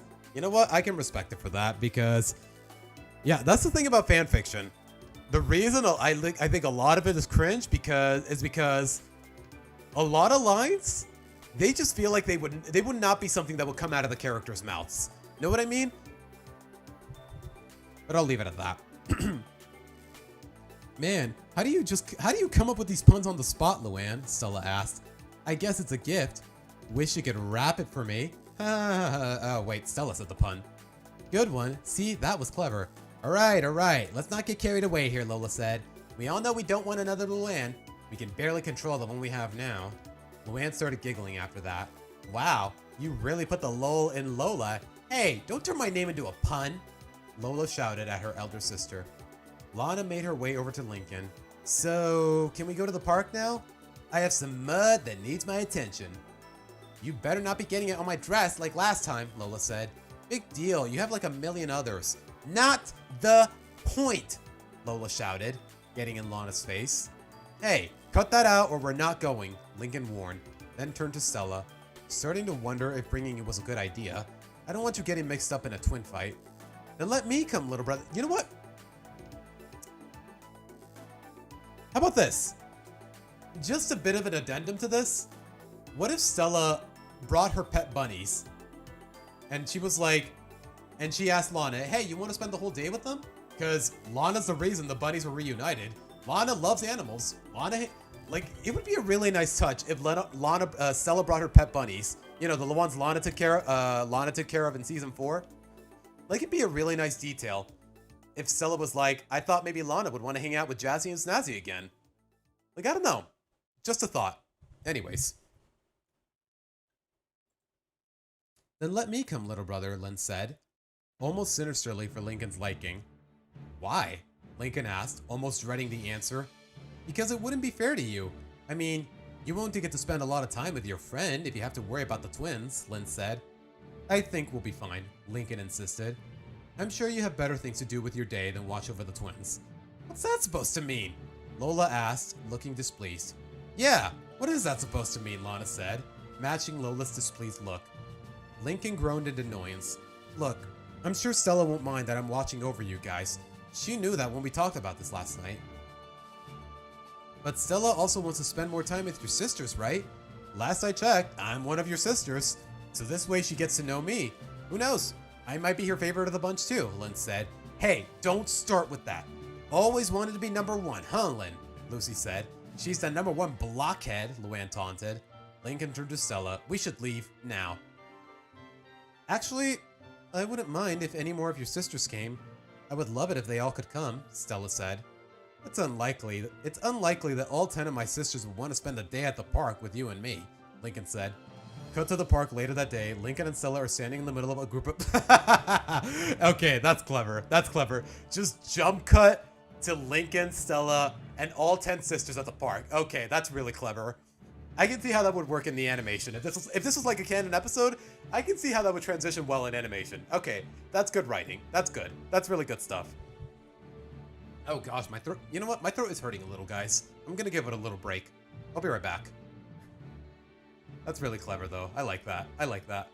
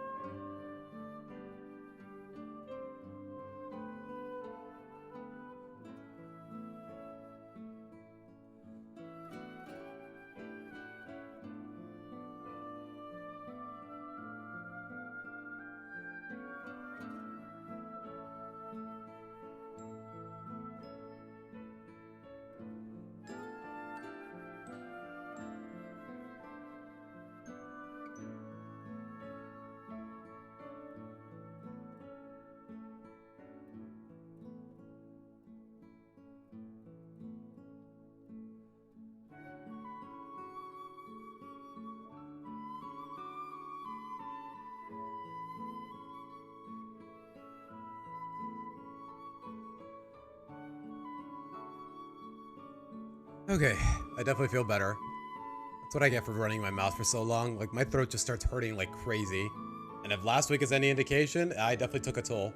Like, pretty much all of Monday last week, I basically didn't have my voice, because either I'm speaking too much, I'm speaking too soft, I'm speaking too aggressively, for lack of a better term. Anyways, let me clear my throat a little bit more. And where did I leave off? Right, at the jump cut. How did this happen? Lincoln wondered. Well, we're here, Luan said. Who's got some ideas? Well, I want to play on the slides, Lola said, making her way to the playground. Totally feel you regarding many character lines in fanfics feeling out of place. Been there many times? Yeah, time and again. At a certain point, that's when I more or less told myself, yep, fanfiction is not my thing. This is cringe. I'm out. Like, that was basically the gist of why I typically scoff at the prospect of fanfiction. With very few exceptions. Case in point, all of this. Let's see. I'm off to the mud pile, Lana said, making her way to the nearest mud pile. I shall be searching for any loose particles, including any drop coins, Lisa said, pulling out a metal detector and walking along the path. I will be in the shadows, away from this blinding sun, Lucy said, seemingly floating away toward the shades. I think I just saw Becky and Dana. We should go say hi, Lori. Who and who? I'm guessing some of Lori's high school friends? I don't know what we're doing here. Sure thing, Lenny, Lori said, grabbing Lily and walking off with her year-younger sister. Why can't... Oh, right, Lily's still a baby. In this timeline, fanfic, canon... I don't know how to describe it. Quickly glancing at Lincoln and Stella.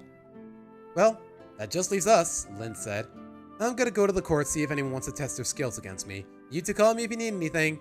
Lynn began to walk off, before turning around, and I do mean anything. Lincoln glared slightly at his sister, then turned to Stella, Luna, and Luan. So, what now? I'm gonna find the gazebo and shred. If you three want to come along, Luna said. I'd love that, Stella said. Actually, I'm gonna provide a little entertainment for the kids here, Luan said, grabbing her glasses with the nose and the mustache, along with some balloons. If you need a laugh, come find me. I'll keep that in mind, Stella said. I know you will, Luan said, walking off to entertain all the nearby guests. Alright, you two are my first audience. Let's get rockin', Luna said, making her way to a gazebo while Lincoln and Stella followed. Unbeknownst to them, Lynn was nearby, a scheming look in her eyes. Time to get to work. Lynn snuck over to meet with her targets. I'm sorry, let me repeat that delivery. Time to get to work. At the gazebo, Luna tuned up her guitar as Lincoln and Stella sat next to each other, eagerly awaiting her first song. Alright, here's one I just finished. I hope you like it, Luna said, then began shredding away on her guitar. Lincoln and Stella seemed to enjoy it so far, both rocking their heads a little before... Sorry, my throat's getting a little stuffy. Rocking their heads a little before going into full-out rocker mode. Okay, that's a typo. Bopping their heads back and forth and doing air guitars, trying to match Luna's. Aww, that's cute. The rocker sister seemed to appreciate how much the two kids liked her playing, even more so when she noticed other bystanders taking time to notice her guitar playing. She's so talented, Stella said, still rocking out. Yeah, she's amazing, isn't she? She's definitely gonna be a rock star someday, Stella said. As Luna played her tunes, Lynn snuck over, trying to get her attention. Okay, you know what, guys? I'm a little uncomfortable. Hold on. This chair is so creaky, bro, and so inconsistent. I need a new one soon. Anyways.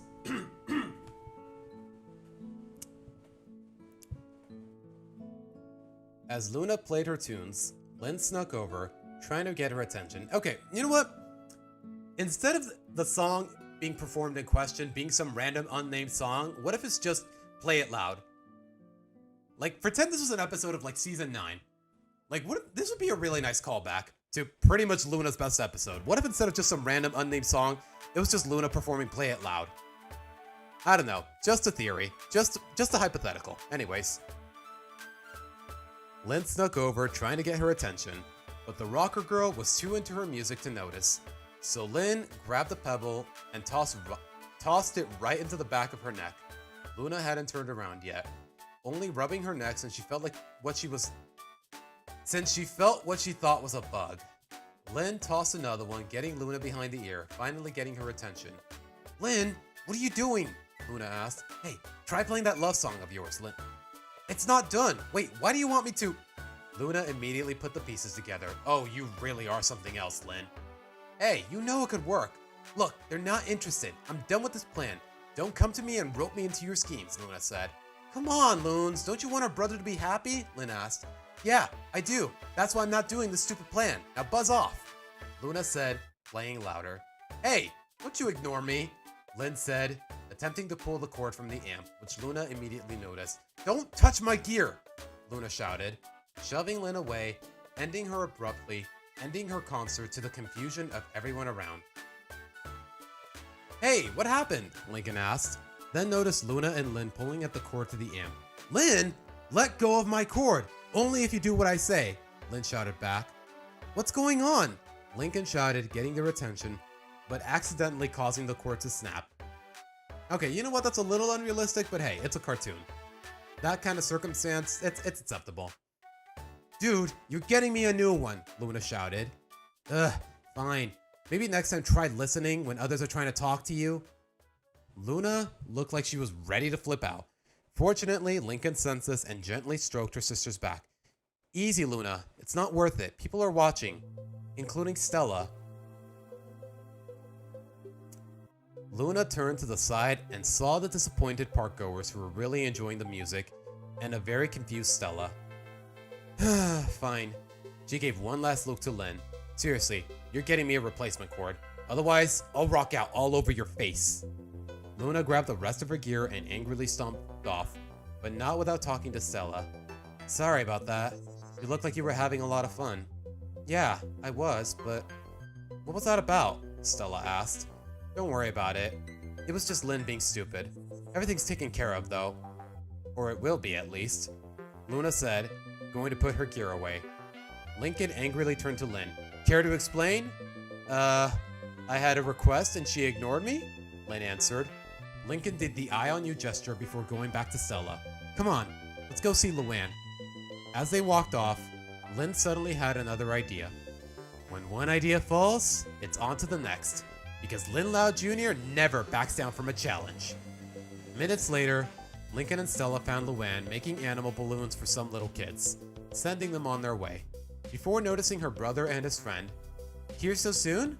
I figured Luna would be on it much longer. I heard the music from here, but it suddenly ended. What happened? Let's just say technical difficulties, Lincoln explained. I brought your favorite fan. Ooh, got an animal in mind, Stella? I'd be happy to make one for you, Luan said. Oh, I can't think of one. There's a lot of cool animals, Stella said.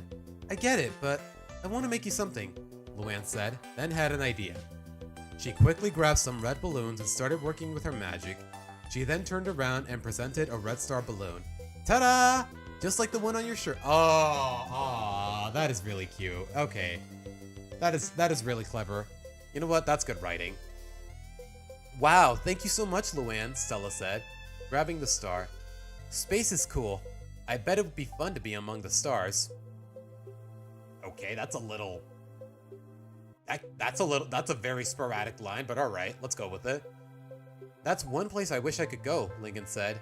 Imagine walking across Saturn's ring. Oh yeah, that planet has such pretty rings. As the two talked about space, Lynn tossed a pebble at Luan. You know what? Another little addendum. How about this? Hear me out. What if as they're talking about space, Lincoln mentions the fact that he went to a space camp with Clyde, like at some point in season 4. I remember it vividly. What if he says something along the lines of, maybe next summer you could come with us to the space camp or whatever. Like, I don't know, just a thought. You know what? Sometimes I really like the way my mind thinks. That's just me, though. As the two talked about space, Lynn tossed a pebble at Luan to get her attention. Hey, try making a flower balloon. Never took you for the flowery type, Luan said. Not for me, you doofus, for Lincoln to give to Stella, Lynn said. Luan narrowed her eyes at her younger sister. Are you seriously still matchmaking? Lori said not to do that. Hey, She tried fixing Lincoln up with Ronnie and she doesn't get to talk. I mean, she's not wrong. Look, I don't want anything to do with your crazy plan, so make like a banana and split, Luan said. Fine, I'll do it myself, Lynn said. Grabbing the balloons shouldn't be that hard if you can figure it out. Hey, put that down, Luan said, trying to pry the balloons away from Lynn's strong grip. It didn't take long for Lincoln to see the fight between the two. Lynn, not again. Lincoln went to break them up, but Lynn lost her grip and Luan tripped over a nearby rock, losing the box and landing hard on her knee, hurting it in the process. Ow! Luan? Lincoln checked in on his comedian sister. Hey, are you okay? Well, I did bang my knee, but I think I'm fine. Lincoln looked over her knee. To his dismay, he spotted a cut. You're bleeding. It's nothing, Lincoln, don't worry, Luan said, standing up and ignoring the stinging pain. I'm gonna go see if Lisa has her first aid kit. I don't want it to get infected. Before Luan could protest, Lincoln ran off to find his sister. Stella looked impressed. Lincoln really takes his role of a brother seriously, even for his older sisters. And you know what? This is a realistic enough scenario. Luan gets hurt. Lincoln goes off to find Lisa because if anyone's gonna have a first aid kit, it's the girl that's using a metal detector and whatnot.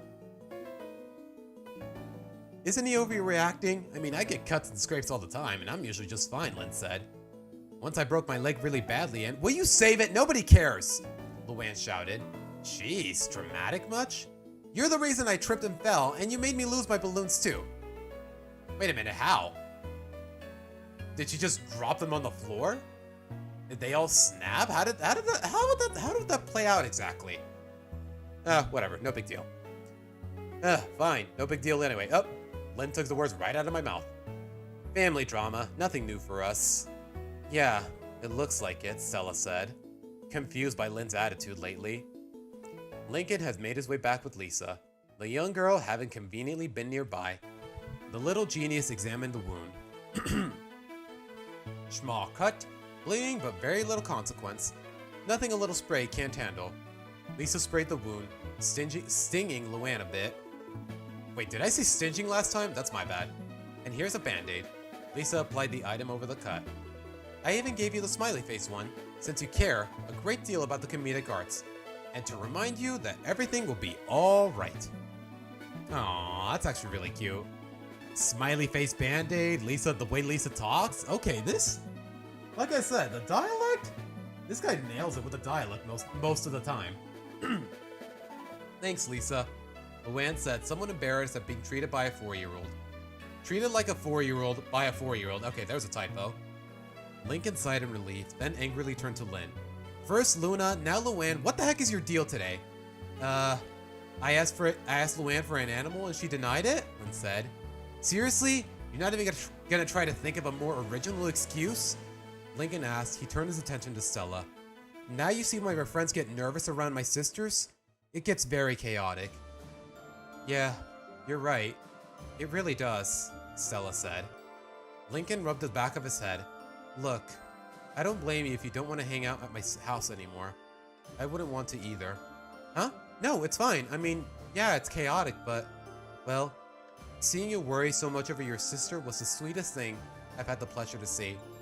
It's cute how much you love your sisters, and I can be a sucker for those sweet moments. Lincoln nervously chuckled at that. Well, as long as you're not too weirded out. Luan walked over to Lincoln, placing her arm around his shoulder.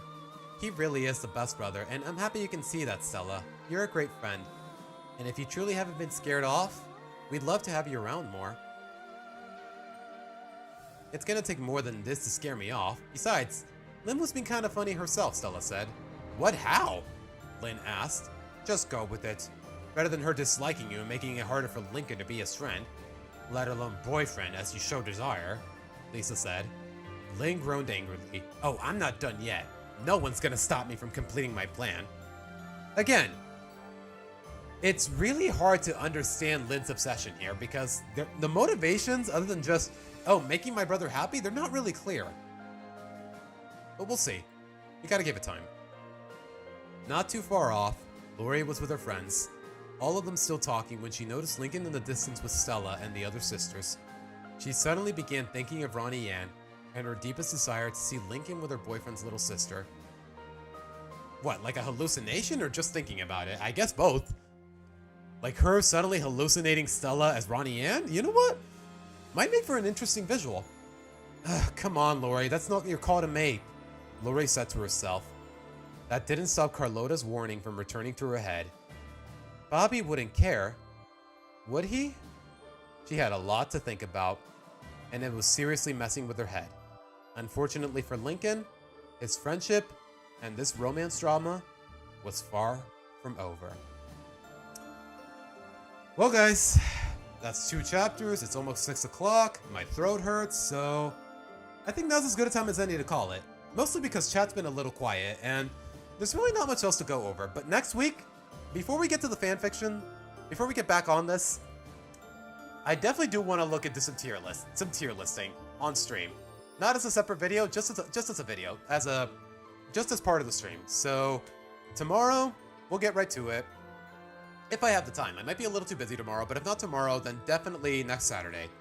I don't see any reason to see why I couldn't do it tomorrow, but yeah, tomorrow, around 2 p.m. Pacific, we'll be back at it. So, thank you guys so much for sticking around. As always, if your heart so desires, hit that like button and subscribe to the channel. If you're not already new, if you are new to it, if you are new to it, let me put it that way. If you're not, then what the heck are you doing being unsubscribed? So with that being said, guys, I'm gonna head on out of here. Once again, I'm Siba signing out. Take care, guys. Bye.